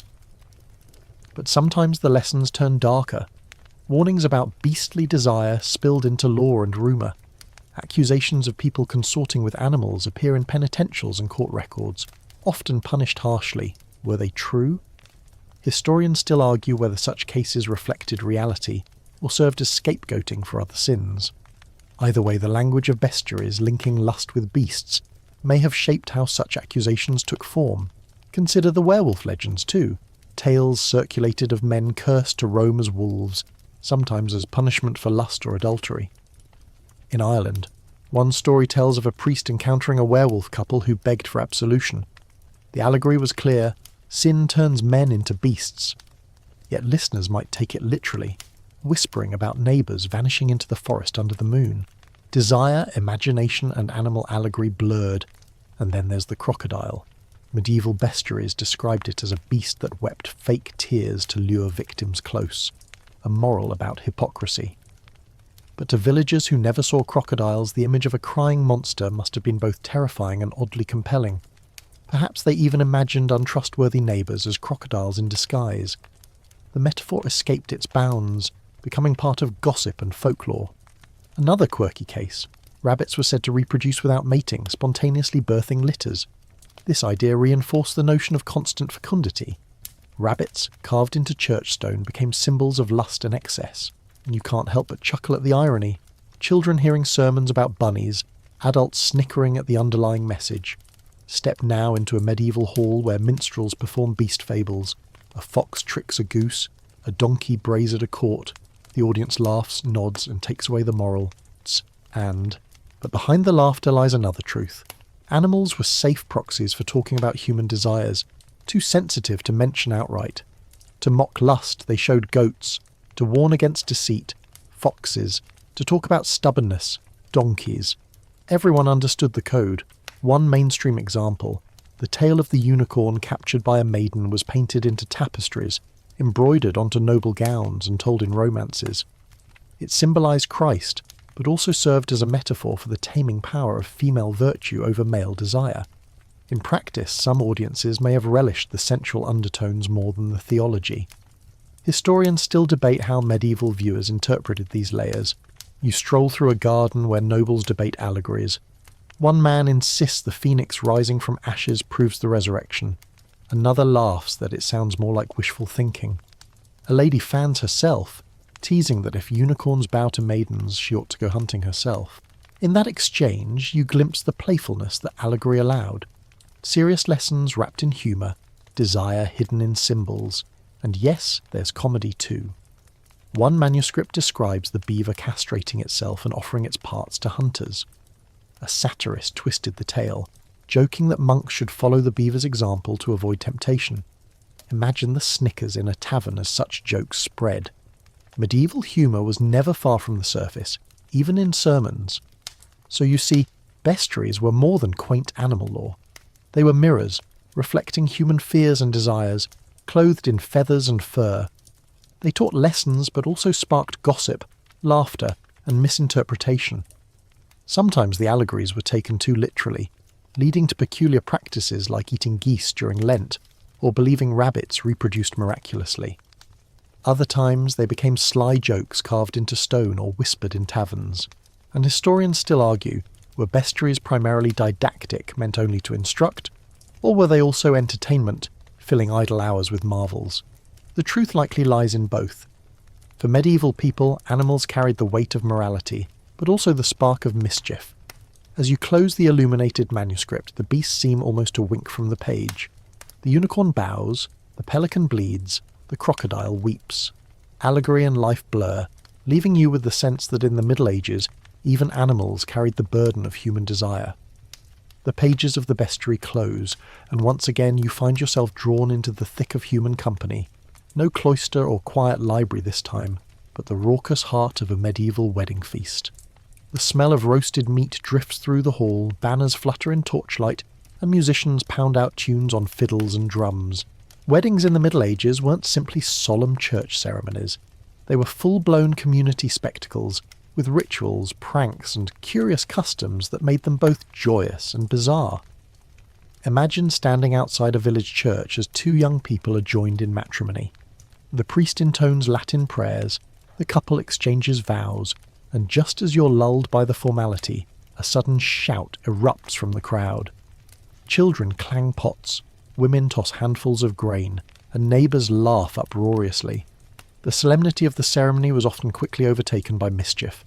To the medieval mind, marriage was both sacred contract and social carnival, and the rituals that accompanied it veered into the downright strange. One mainstream fact: marriages were less about romance than about alliances and inheritance. Families negotiated dowries, property and obligations with meticulous care. But once the contract was sealed, the community claimed its right to celebrate, and in celebrating to poke fun at the newlyweds. One of the most notorious customs was called the charivari, or rough music. If the community suspected that the match was unequal, loveless, or worse, unconsummated, villagers would gather outside the couple's house at night, banging pots, blowing horns, and jeering until the pair either proved their union or paid the mob to go away. Imagine trying to consummate your marriage with the entire village playing percussion beneath your window. Now step into the wedding hall. Long trestle tables sag beneath a roasted goose, pies stuffed with venison, and loaves of bread carved with symbolic designs. Beer and wine flow freely, and before long inhibitions begin to slip. Guests cheer as the bride and groom are toasted again and again, sometimes urged to kiss on command until they blush crimson. And here's a quirky tidbit. In some regions, newlyweds were forced to drink a fertility potion made of spiced wine mixed with egg yolks and herbs. Whether it actually worked is doubtful, but you can imagine the gagging faces of couples downing thick, lukewarm concoctions while everyone clapped. Feasts often included ritualistic games. Guests might block the couple's path to the marriage bed with ropes or chains, demanding coins or kisses as tolls. In some places, villagers even dismantled parts of the groom's house or hid the bride's shoes, forcing the groom to ransom them back. These pranks were playful but also symbolic. They reminded the couple that marriage was not a private affair. The community had a stake in its success and a license to intrude. And the bed itself? As we've seen before, it was the centre of scrutiny. After the feast, the couple was ceremonially escorted to their chamber, often with bawdy songs sung in chorus. Some guests threw nuts, seeds, or grain onto the bed to symbolise fertility. Others left symbolic objects, rosemary sprigs, bread loaves, even eggs, to encourage new life. In parts of Germany, guests sometimes insisted on watching the newlyweds climb into bed, then pulled the curtain shut and filed out with loud laughter. Historians still argue how much of this was literal and how much was exaggerated in storytelling, but the theme remains. Intimacy was never entirely private. Let's pause for some humour. One French tale describes a groom so nervous he fainted on the marriage bed, prompting guests to toss cold water on him until he revived. Another story tells of servants who secretly swapped the bridal sheets for stained ones, sparing the couple embarrassment by faking proof of consummation. It's easy to picture the chuckles around the hearth the next day. Well, at least no one will ever know. Weddings also blurred sacred and profane. After the church blessing, it was common for guests to parade the couple through the village, sometimes in carts, sometimes carried on shoulders. Along the way, bawdy songs were sung, some with lines so cheeky they'd make a modern audience blush. These weren't private serenades, but public mockeries of love and desire, part of the community's way of both celebrating and policing the new marriage. And let's not forget the symbolic foods. In England, bride pie was a tradition, sometimes containing live birds or frogs that leapt out when cut, to the delight or horror of guests. In other places, couples ate cakes shaped like male or female symbols, meant to ensure fertility. Historians still debate whether such customs were widespread or local curiosities, but the surviving anecdotes reveal a blend of humour and superstition. The church, for its part, tried to regulate these festivities, insisting on solemnity, but priests themselves often joined the feasts, eating, drinking, and sometimes laughing at the pranks. After all, even clerics were part of the community. Preachers complained about excessive drinking, inappropriate songs, or shameful games at weddings, yet they rarely succeeded in erasing them. The rituals were too beloved, too deeply woven into the rhythm of life. Now picture a noble wedding. The feast is grander, the guests richer, but the mischief remains. Chronicles describe nobles staging mock tournaments where lust fought chastity in comic duels, or where servants dressed as animals burst into the hall to perform lewd dances. Behind the pomp, the same spirit lurked, desire wrapped in comedy, fertility invoked through absurd spectacle. Quirky tidbit. In parts of Italy, villagers sometimes burst into the marriage chamber after consummation, carrying the bedsheets into the streets and waving them like banners. Whether or not they were actually stained was beside the point. The public proof was more symbolic than literal. Imagine the poor couple, barely awake, as their private linens became parade flags. And yet, beneath the laughter, you see something earnest. These customs reflected the community's deep investment in marriage as the foundation of society. A union wasn't just two people, it was an alliance, a guarantee of future children, and a bond that touched every neighbour. By intruding into the bedroom with pranks and songs, villagers affirmed that they too were part of the story. Historians still argue whether these rituals were coercive or celebratory, oppressive or communal. Some see them as humiliating, stripping the couple of privacy. Others view them as collective joy, binding community through laughter. The truth, as always, likely lies in both. As the feast winds down, you hear the last songs echoing in the night. The bride and groom, exhausted, slip away at last. Outside, villagers stumble home, still laughing, some perhaps carrying stolen food or trinkets from the hall. Tomorrow gossip will spread. Who drank too much? Who kissed whom? Who tripped on the dance floor? Weddings were as much about the guests as the couple, a shared carnival of excess. And so you leave the hall, the torches flickering in the cold air, reflecting on the curious mixture of solemn vows and silly games. In the Middle Ages, weddings weren't just sacred unions, they were opportunities for the entire community to turn desire into spectacle, blending mischief with meaning. And in the echo of laughter, you realise, marriage here was never simply private. It was a performance, acted out before the world. The laughter of the wedding feast fades into the clink of looms, the snip of scissors, and the rustle of fabric. You're now in a quieter, subtler realm of medieval desire. Not noisy pranks or bawdy feasts, but the whisper of cloth across skin, the flick of a veil, the coded language of clothing. In an age when words could get you accused, when acts might bring penance or shame, people became masters of disguise, and nothing disguised or revealed more than clothing. Picture a crowded market square. Men in woolen tunics bargain over grain. Women in layered gowns bustle past, their veils tugged by the wind. To you, a veil may seem merely practical, a shield against cold or dust, but here it brims with meaning. A woman's veil signalled marital status, modesty, virtue, and yet in the right hands it could also send secret messages. A tilt of the fabric, a deliberate slip of hair showing, a tug of colour, it all spoke volumes. One mainstream fact: the church insisted that married women cover their hair in public as a sign of chastity. Uncovered hair was considered dangerously alluring, a kind of beacon for desire. Clerics thundered that women who exposed their hair tempted men into sin, yet women quickly learned to play with the rule. A lock of hair escaping from a veil, a sheer fabric draped just loosely enough. Suddenly modesty became invitation. Historians still argue whether this was conscious rebellion or simply fashion, but the effect was the same. Veils became as much tools of flirtation as of concealment. Consider colours too. Blue was associated with purity and the Virgin Mary, red with passion and vitality, green with spring and hope. Wearing a particular colour to a feast or tournament could hint at hidden feelings. Lovers developed codes. Red sleeves tied around a knight's arm might signal devotion.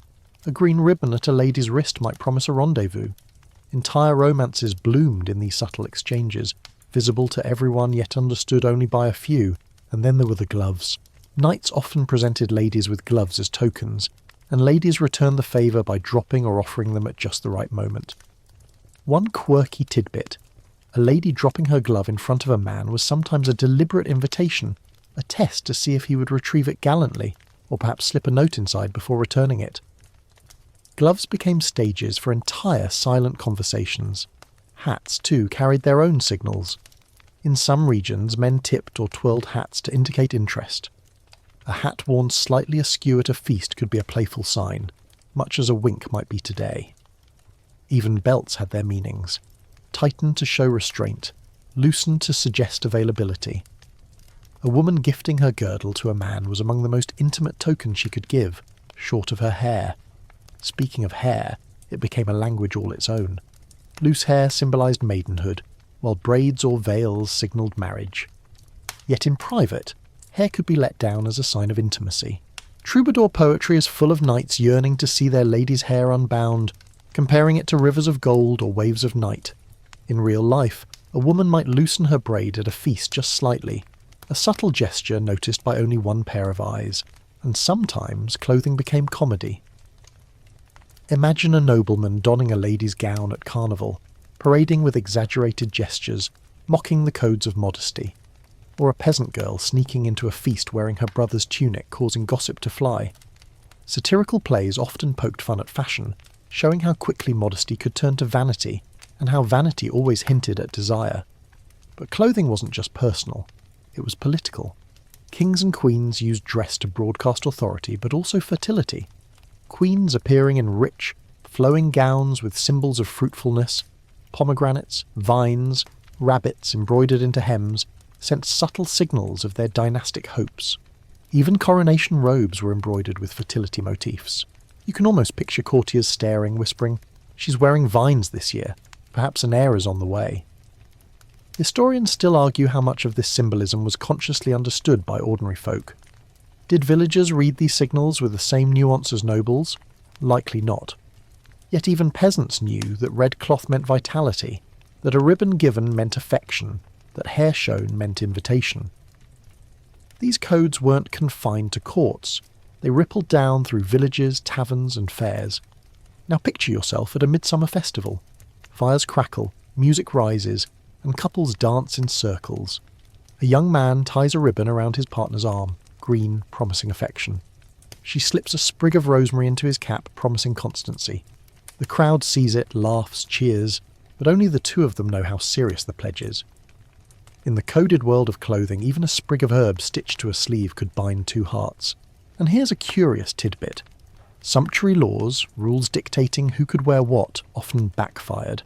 Authorities tried to regulate desire by regulating fabric. Velvet, silk, and bright dyes were restricted to nobles. Peasants were to wear plain wool, muted colours. But people found loopholes. A village girl might add a tiny bit of coloured trim to her apron, or a wealthy merchant's wife might wear silk lining hidden inside her cloak. Desire for status, like desire for affection, found ways to show itself. Even shoes played their part. The long-pointed shoes fashionable among nobles in the 14th century, so long they had to be tied to the leg, were mocked as obscene, symbols of vanity and lust. Some satirists joked that the longer the shoe, the greater the man's desire to show off. Imagine a hall of nobles, their toes curling upward like skis, trying to dance without tripping. But perhaps the most secretive signals came in embroidery.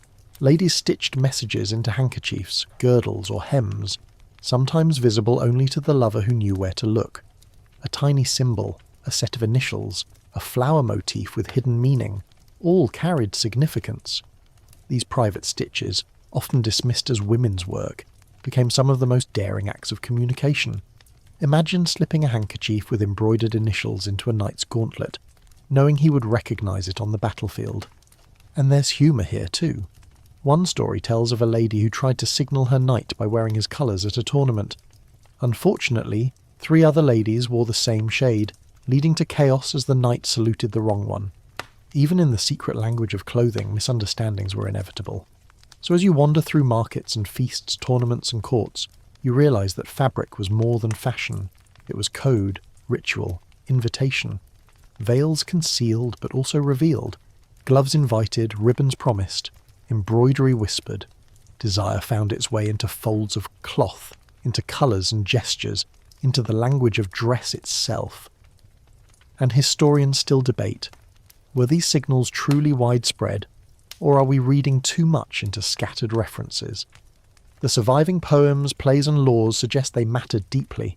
To live in the Middle Ages was to live in a world where clothing spoke, and those who knew how to listen heard entire love stories in a flick of a veil or a loosened braid. You leave the hall now, the rustle of gowns echoing in your ears. The night air is cool, but you can still feel the warmth of fabric against skin. the silent codes exchanged between glances, and you smile, realizing that in a world of strict rules and prying eyes, the clever turned fabric itself into secret speech, a language of desire hidden in plain sight. The rustle of gowns and secret embroidery fades, and now you find yourself in the hush of a dark wooden booth. The smell of wax and incense lingers, the muffled sound of prayers drifts from the nave, and a priest leans forward to listen. This is confession, one of the most intimate and at times most bizarre spaces of medieval life. Here, desire, guilt, and discipline collided, all filtered through the ears of confessors and later, inquisitors who probed deeper than anyone might have wished. Confession had existed since the early church, but by the 12th and 13th centuries it had become institutionalized. The Fourth Lateran Council of 1215 made annual confession mandatory for every Christian. That meant at least once a year, everyone, from nobles to peasants, men to women, had to kneel before a priest and reveal their sins.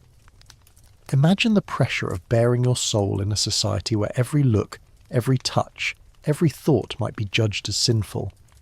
One mainstream fact: confessors were trained with manuals that provided lists of questions, ensuring nothing was overlooked. These questions could be shockingly explicit, cataloguing every possible deviation. And here lies the strange paradox.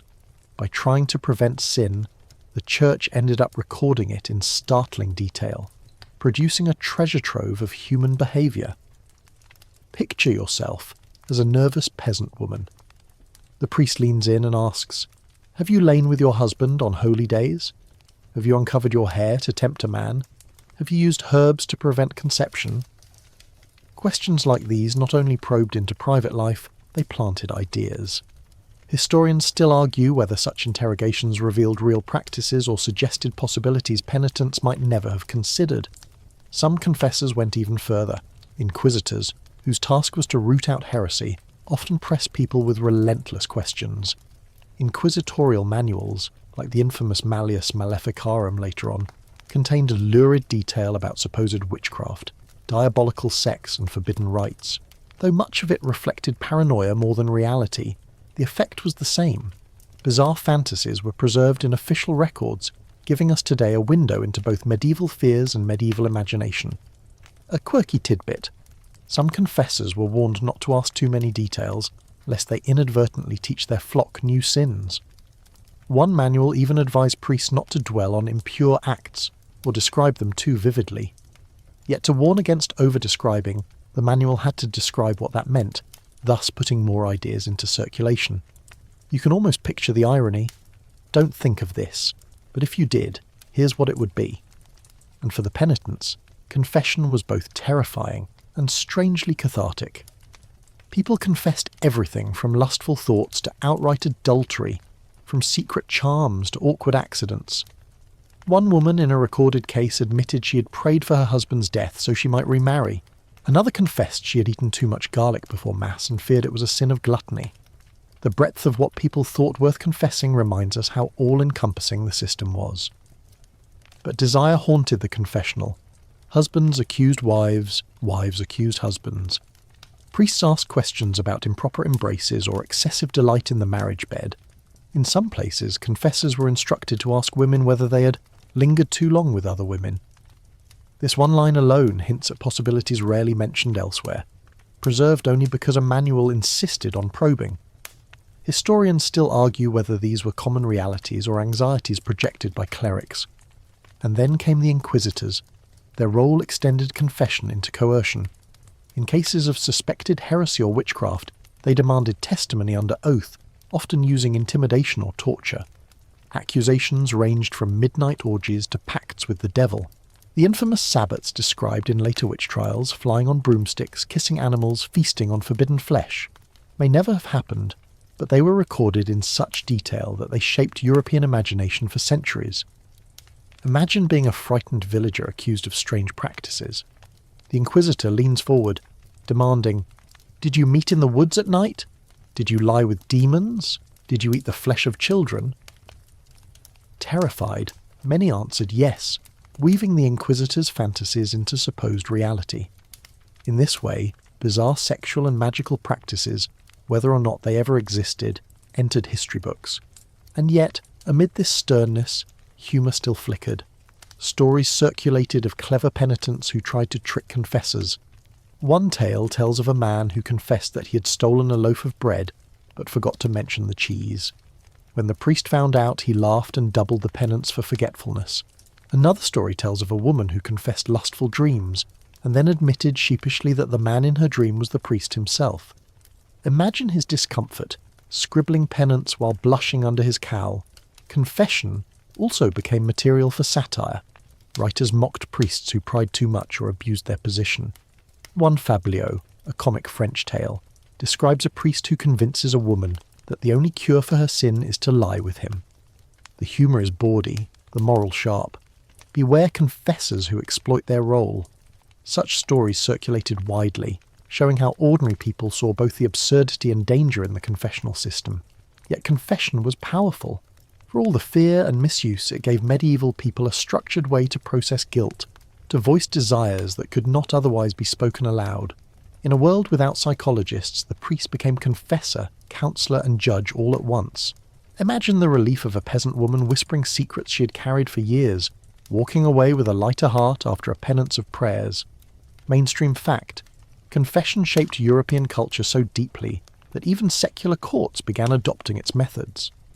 The idea that truth could be extracted by questioning, and that hidden sins lurked in everyone, spread beyond the church to law, governance and later to inquisitions of all kinds. Historians still argue whether confession actually curbed sin or merely documented it. Did people change their behaviour, or did they simply learn new language for desire? Whatever the answer, the confessional booth became one of the strangest theatres of medieval life, half spiritual medicine, half voyeuristic catalogue. You leave the booth now, the priest murmured Latin fading behind you. The church nave stretches out dim and solemn, but in your mind linger the echoes of whispered sins, some ordinary, some bizarre, all etched into parchment by confessors and inquisitors. And you realise that medieval people, in trying to root out temptation, often ended up talking about it more than anyone expected. And perhaps the quiet joke in all this is that the Middle Ages gave us, unintentionally, some of the earliest taboo archives. In their effort to erase sin, they preserved its every detail, leaving future generations to read, smile and wonder at the strangeness of human confession. The echo of whispered confessions fades, and when you step outside again, you find yourself under a vast night sky. The stars burn sharp and clear, the moon glows full over rolling fields, and somewhere in the distance, a rooster crows prematurely. For medieval people, this sky wasn't just decoration. It was a clock, a map, a divine message board, and in matters of desire, fertility and intimacy, astrology had as much authority as priests or physicians. You can almost feel the weight of eyes turned upward, searching the heavens for signs of when to love, when to wed, and when to abstain. Mainstream fact: astrology was considered a serious science in the Middle Ages, taught in universities alongside medicine and theology. Learned scholars believed the movements of planets and stars influenced the body's humours, shaping health, moods, and even fertility. Physicians often drew up horoscopes before prescribing treatments. For ordinary people too, the stars were guides, especially in the most private of matters. Imagine a young couple consulting a local astrologer before their wedding night. He studies the moon's phase, scratches calculations onto parchment, and announces that Mars is in the wrong house, so passion must wait. Perhaps he advises them to wait until the moon waxes, when life is thought to grow, or until Venus aligns with Jupiter, signalling harmony. Imagine the awkwardness of being told your future child depends not on the mood, but on the stars, and yet such advice was followed. One quirky tidbit: some manuals recommended avoiding intimacy during eclipses, since the disruption of heavenly order might result in deformed children. Others suggested that children conceived under certain constellations would inherit particular traits: born under Aries, quick-tempered; under Libra, just and balanced; under Scorpio, dangerously passionate. Historians still argue whether couples actually timed intimacy this carefully, or whether such guides were more aspirational than practical. The moon loomed largest in these calculations. Its waxing and waning were thought to govern conception. A waxing moon was favourable, symbolising growth. A waning moon discouraged union, symbolising decline. Farmers timed planting by the moon, so why not children? Women might be told to lie on their right side during the waxing moon for sons, left side for daughters. The logic was symbolic, not biological, but in an era desperate for heirs, symbolism carried weight. Astrology wasn't only about fertility, it also governed abstinence. Manuals warned against coupling when Saturn was ascendant, since Saturn was the planet of coldness and sterility. Mars, planet of fire, was seen as too volatile, likely to produce quarrelsome children. Only when Venus shone bright, ideally joined by Jupiter's benevolence, did the stars truly smile on lovers. Imagine lying awake, glancing out a narrow window slit, whispering to your partner, "Not tonight, Venus is low." And here's humour for you. Some sceptical chroniclers mocked nobles who consulted astrologers too much. One story tells of a lord who delayed his wedding night 3 weeks, because Mercury was in retrograde. By the time he finally entered the marriage bed, his bride had already grown impatient, and, according to gossip, found comfort with a more immediate planet. The tale spread as a warning. Don't let the stars keep you waiting too long. But astrology wasn't confined to nobles. In villages, people used simple star lore. A shooting star might be taken as a sign of fertility. The Milky Way was called the Road of Souls, and some believed children conceived under its light would be destined for pilgrimage. Farmers, with eyes always on the heavens, passed down folk sayings about which nights were best for sowing seed, and the metaphor extended naturally to human seed as well. Astrological charts sometimes appear in medical manuscripts alongside fertility recipes. One diagram shows a naked man overlaid with zodiac signs, each part of the body ruled by a constellation: Aries the head, Taurus the throat, Virgo the belly, Scorpio the genitals. Physicians use this zodiac man to time bloodlettings and surgeries, but also to advise couples. If Scorpio was afflicted, avoid union. If it was strong, fertility abounded. To modern eyes, it looks like superstition. To them, it was the intersection of medicine, astronomy, and intimacy. And the Church? It disapproved of astrology when it seemed to challenge free will, but tolerated it when framed as part of God's creation. Priests sometimes used star lore themselves, advising parishioners when to plant or when to fast. Yet sermons often mocked people who relied too heavily on horoscopes for love. One preacher warned, "Do not trust Venus to grant you children. Trust only God." And yet, parishioners slipped quietly back to their astrologers anyway. Quirky detail. Certain relics were believed to work only when combined with astrological timing.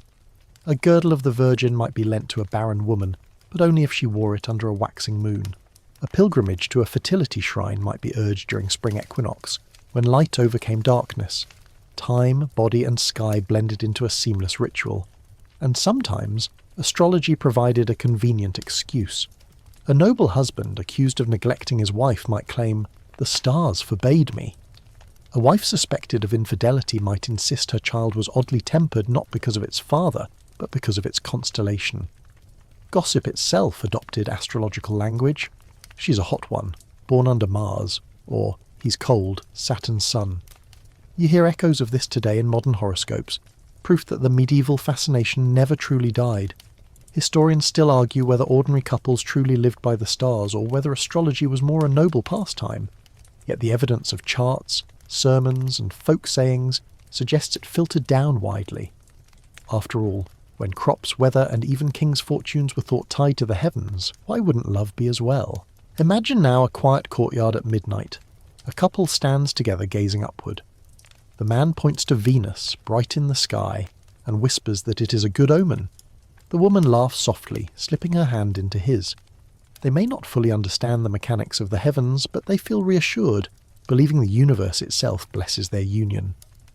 And perhaps the funniest part of all, just as today, there were skeptics. Some chroniclers mocked astrologers as charlatans, telling stories of predictions gone wrong. One tale tells of a child predicted to be born under auspicious stars, only to be stillborn. Another describes a man told he would father 10 children, who ended up with none. Yet for every failed prediction, there were enough coincidences to keep belief alive. Hope has always outweighed doubt when the stakes are love and lineage, so you leave the courtyard, the stars still wheeling overhead. The Middle Ages saw in them not just beauty but instruction, signs for when to couple, when to abstain, when to hope for sons or daughters. and you realise that medieval desire was never just about the body. It reached outward, upward, binding itself to the cosmos. To them, intimacy was written in the sky. The starlit courtyard fades, and you find yourself in a smaller, more claustrophobic space, a courtroom packed with townsfolk, the judge seated on a raised bench, clerks scratching furiously with their quills. The air is tense, filled with whispers and suppressed laughter. A man stands in the dock, pale and sweating, his wife at his side, her arms crossed. The accusation. Not theft, not heresy, not even murder. He is on trial for impotence.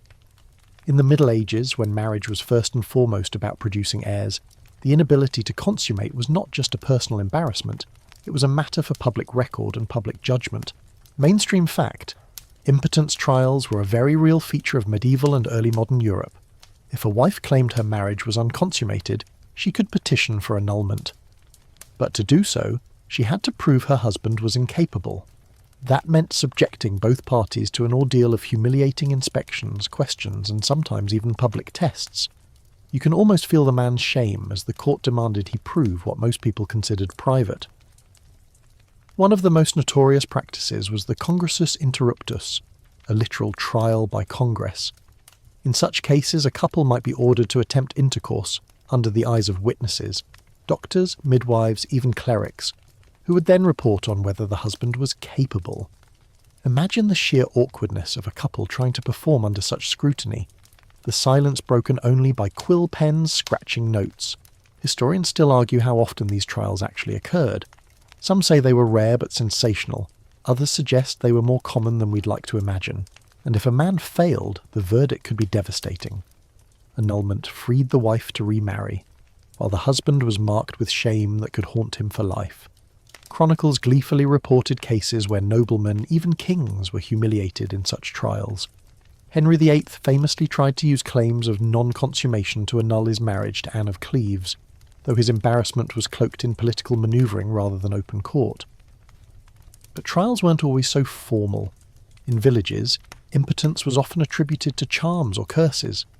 A man who suddenly found himself unable to perform might suspect his jealous neighbour, a scorned lover, or a rival who had bound him with magic. Whispered remedies circulated: untie knots under the bed, burn herbs at midnight, sprinkle salt on the threshold. Midwives and cunning folk offered cures, sometimes involving frankly bizarre rituals. Here's a quirky tidbit. One charm to cure impotence instructed a man to wear a ring made from the bone of a drowned corpse. Another suggested boiling a rooster's testicles and eating them before bed. Others leaned on sympathetic magic. If knots were thought to bind desire, then untying knots symbolically freed it. Imagine a nervous husband fumbling with ropes by candlelight, his wife watching anxiously, waiting for the magic to work, and the accusations could cut both ways. Women, too, were suspected of causing impotence through witchcraft. Court records tell of wives accused of closing their husbands, rendering them unable. One man swore his wife bewitched him, so that whenever he approached her he was struck with sudden pain. Another insisted that his potency returned only after his wife's death, proving, to his mind, that she had cursed him in life. Historians still debate whether these stories reflect genuine belief or were convenient excuses for deeper marital strife. Medical theory tried to explain it too. Following the humoral model, physicians diagnosed impotence as a problem of coldness, dryness, or excessive melancholy. Treatments ranged from heating foods, spices, wine, ginger, to vigorous exercise, sometimes combined with bloodletting. One medical text advised men to rub their loins with onion juice and honey to stimulate heat. Whether effective or just sticky, it shows the earnestness with which they pursued remedies. And here's where humour slips in. Some remedies bordered on parody.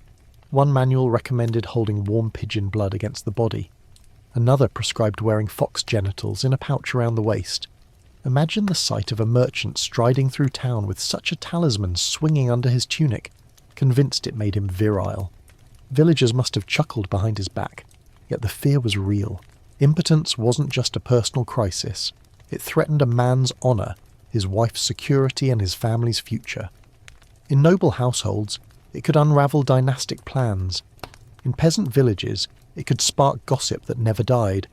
It is no wonder that trials, charms, and remedies proliferated, each reflecting the desperation to prove potency or to shift blame for its absence. One mainstream example, the 15th century canon law, allowed annulments if non-consummation could be demonstrated. The result was a flood of cases where couples brought their private lives into the most public of forums. Judges listened to testimony about frequency, performance, and even dreams.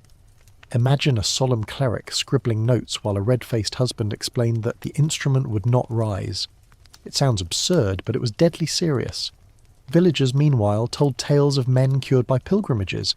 A shrine in France dedicated to Saint Guinefor, an unofficial saint who was actually a dog, was visited by couples hoping for fertility. Though officially condemned, such folk practices persisted. Pilgrims tied ribbons, left offerings, and prayed for restored vigour. The mingling of holy and humorous here is striking. A peasant begging potency from a saintly greyhound, his wife kneeling beside him in earnest prayer. Historians still argue whether impotence trials were about genuine concern for lineage, or whether they were tools for powerful families to escape unwanted marriages.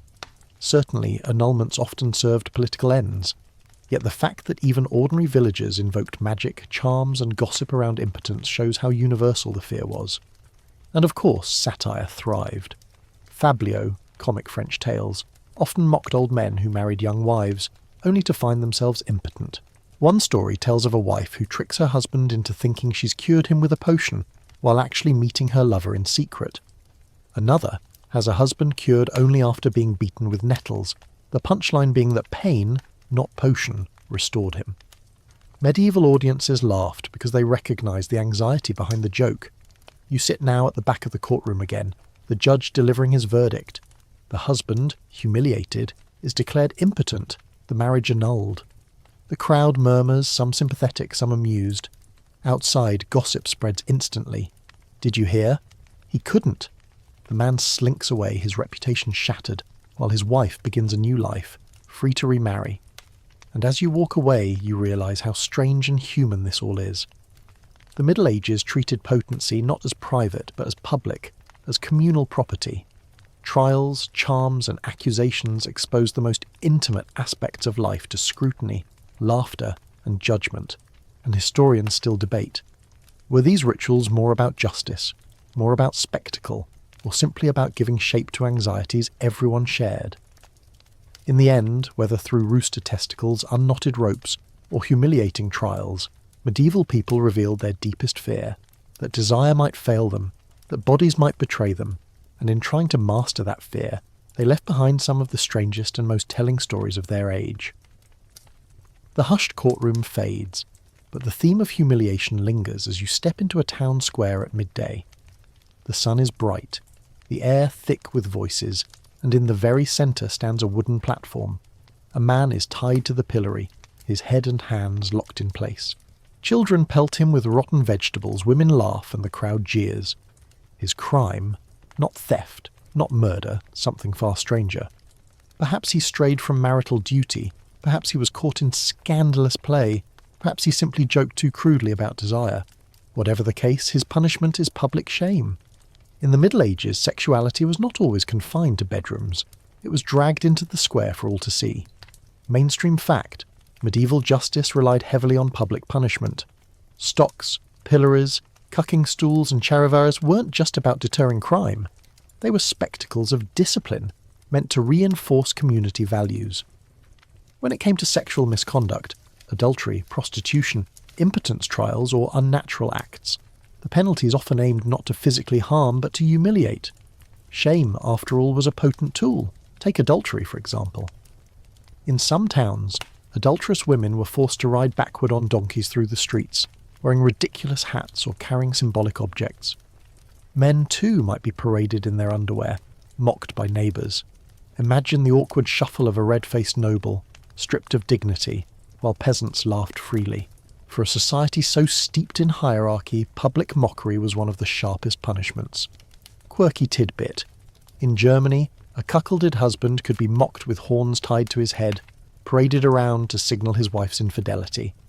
Horns became a lasting symbol of shame, their meaning so ingrained that even today, wearing horns in some languages still means being cheated on. You can picture the crowd roaring with laughter, children pointing, while the poor man trudged along. Then there were the infamous cucking stools, used to punish women accused of scolding, gossiping, or sexual misconduct. Strapped to a chair, they were dunked into rivers or ponds while crowds jeered. The cold water was meant to cool their passions, but the spectacle was pure entertainment for onlookers.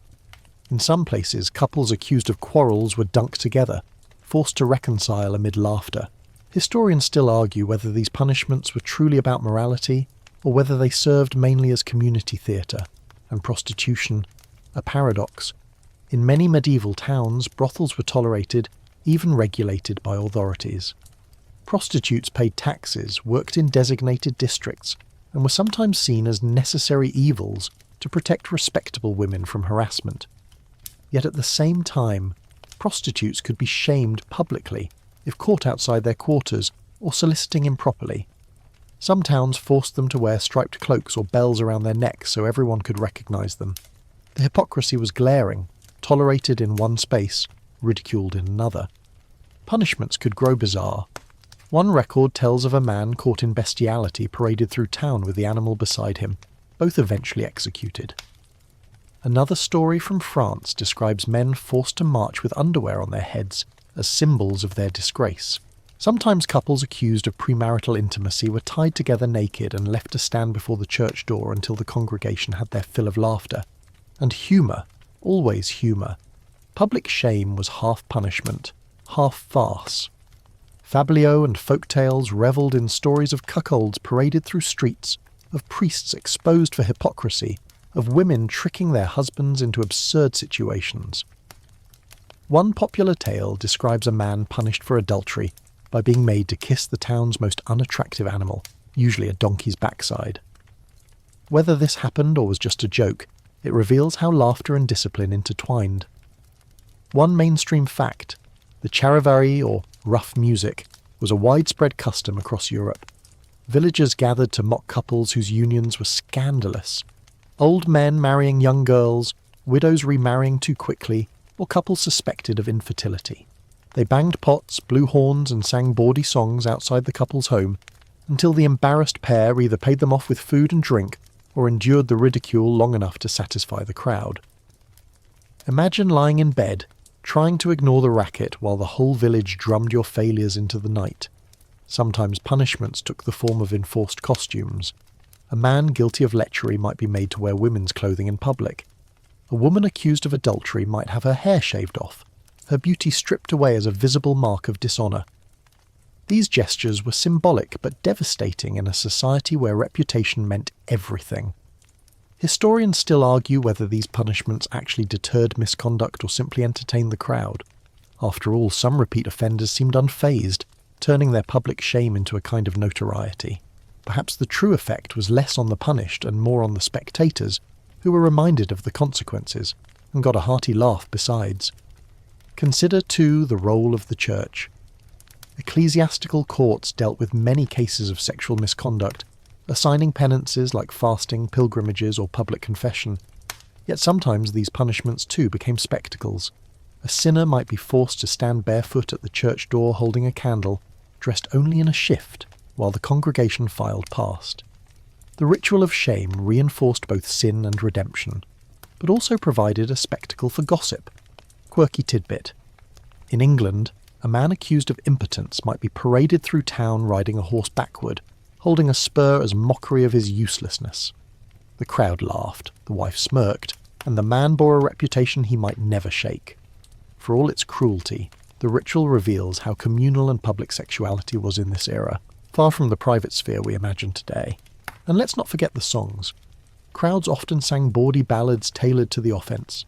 A man caught with a neighbour's wife might hear verses about ploughing the wrong field. A woman punished for gossip might be serenaded with rhymes about wagging tongues. These songs, passed down orally, became part of village folklore, turning punishments into lasting jokes. Yet beneath the laughter lies anxiety. Medieval communities were small, close-knit. Any scandal threatened not just the individuals but the collective order. Public punishments reminded everyone of the rules, but also gave voice to fears about infidelity, impotence, desire gone astray.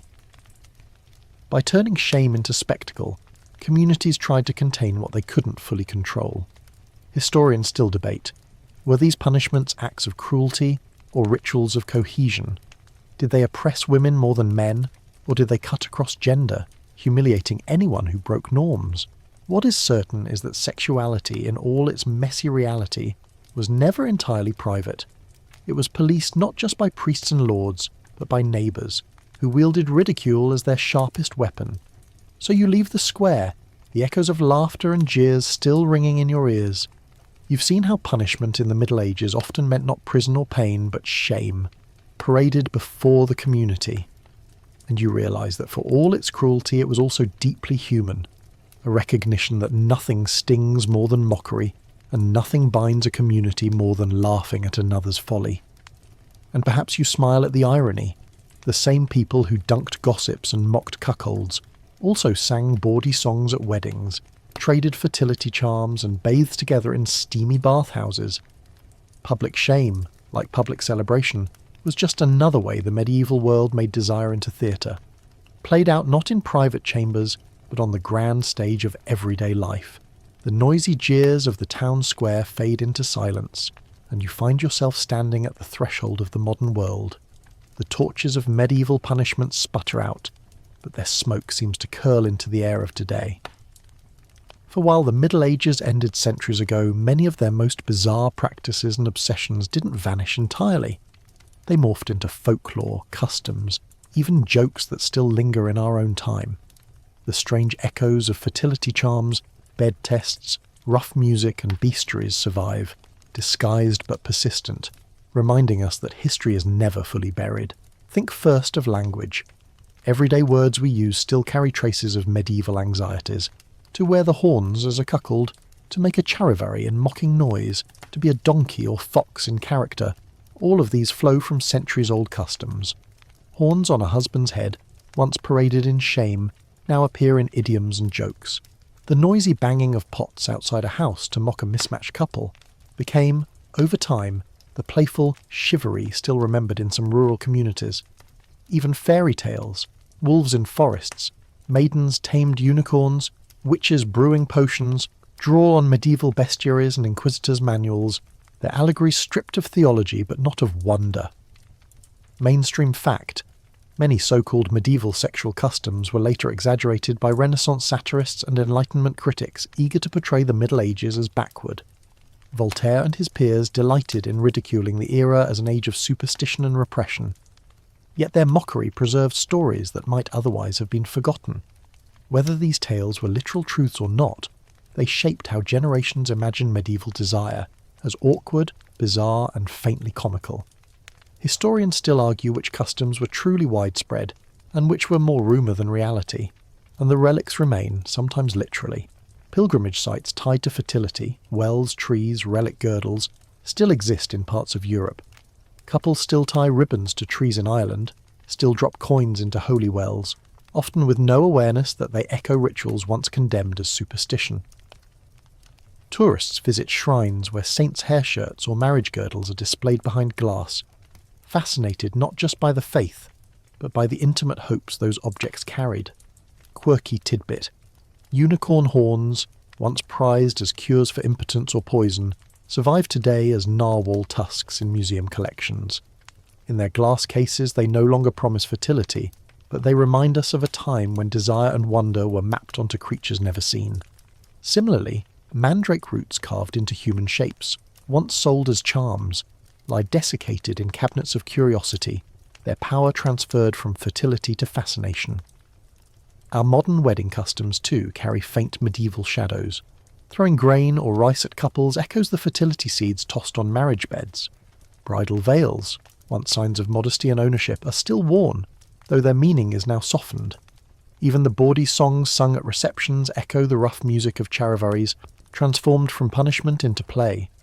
When modern newlyweds are teased with jokes about their wedding night, they are unknowingly reliving centuries of public intrusion into private life, and humour continues to carry the legacy. We still laugh at stories of nervous grooms, at parodies of priests, at comedies of mistaken lovers. Our sitcoms, our bawdy jokes, our playful idioms, many are direct descendants of medieval fabliaux and feast pranks. The The human impulse to laugh at desire, to mock its failures and exaggerate its successes is timeless. But legacies aren't only comic. The Inquisitors' obsession with rooting out secret sins laid groundwork for later systems of surveillance, both religious and secular. The confessional's probing questions created a culture where even thoughts were scrutinised. That logic, taken further, influenced not just witch trials, but modern notions of psychology and self-examination. You can almost trace a line from a peasant whispering sins in a booth to someone today confessing anxieties to a therapist.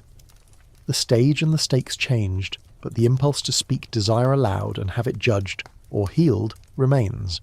And then there are the myths, stubborn as weeds. Many modern people still believe the Middle Ages were 1,000 years without bathing, forgetting the lively culture of bathhouses. Others assume chastity belts were locked onto women, though historians now know most were later inventions or jokes. These myths persist because they satisfy a certain image. The medieval world is strange, repressive, obsessed with desire, but unable to face it openly. The reality was subtler, funnier, and far more human. Historians still argue, and probably always will, about the balance between myth and fact. Did villagers truly watch newlyweds in bed, or was it mostly ritualized pretense? Did people really believe rabbits reproduce spontaneously, or did they chuckle at the allegory like we do? Were Charivaris joyful jokes or cruel persecutions? The arguments reveal not just medieval life, but our own fascination with it.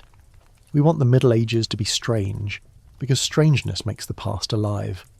As you stand in this twilight space between then and now, you can almost hear the voices of those medieval people.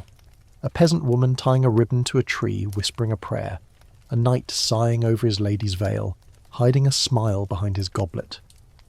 A priest in a confessional, both exasperated and curious at the sins whispered into his ear. A crowd laughing as pots and pans clang in the night, mocking newlyweds for failing to meet expectations. They are gone, yes, but their desires, anxieties and humour ripple forward. And maybe that's the final legacy, the recognition that human intimacy has always been wrapped in strangeness. Every society invents rituals to control it, symbols to express it, punishments to shame it, and jokes to laugh at it. The Middle Ages simply did it in ways that strike us as especially bizarre, because they are unfamiliar, not because they are alien. Strip away the veils, the horns, the mandrakes and the charivaris, and what you find are people grappling with the same unruly impulses we still live with today. So you take a last slow walk through the medieval world, past cloisters and carnival squares, wedding halls and bathhouses, libraries and fields. Each place carried its own peculiar customs, its own blend of faith, fear, and folly. And now, as you return to the quiet of your room, you carry their echoes with you. Not as distant curiosities, but as reminders that desire, in all its absurdity, has always been part of the human story. The square is empty now. No more jeers, no more torches, only a hush that seems to spread across the cobblestones.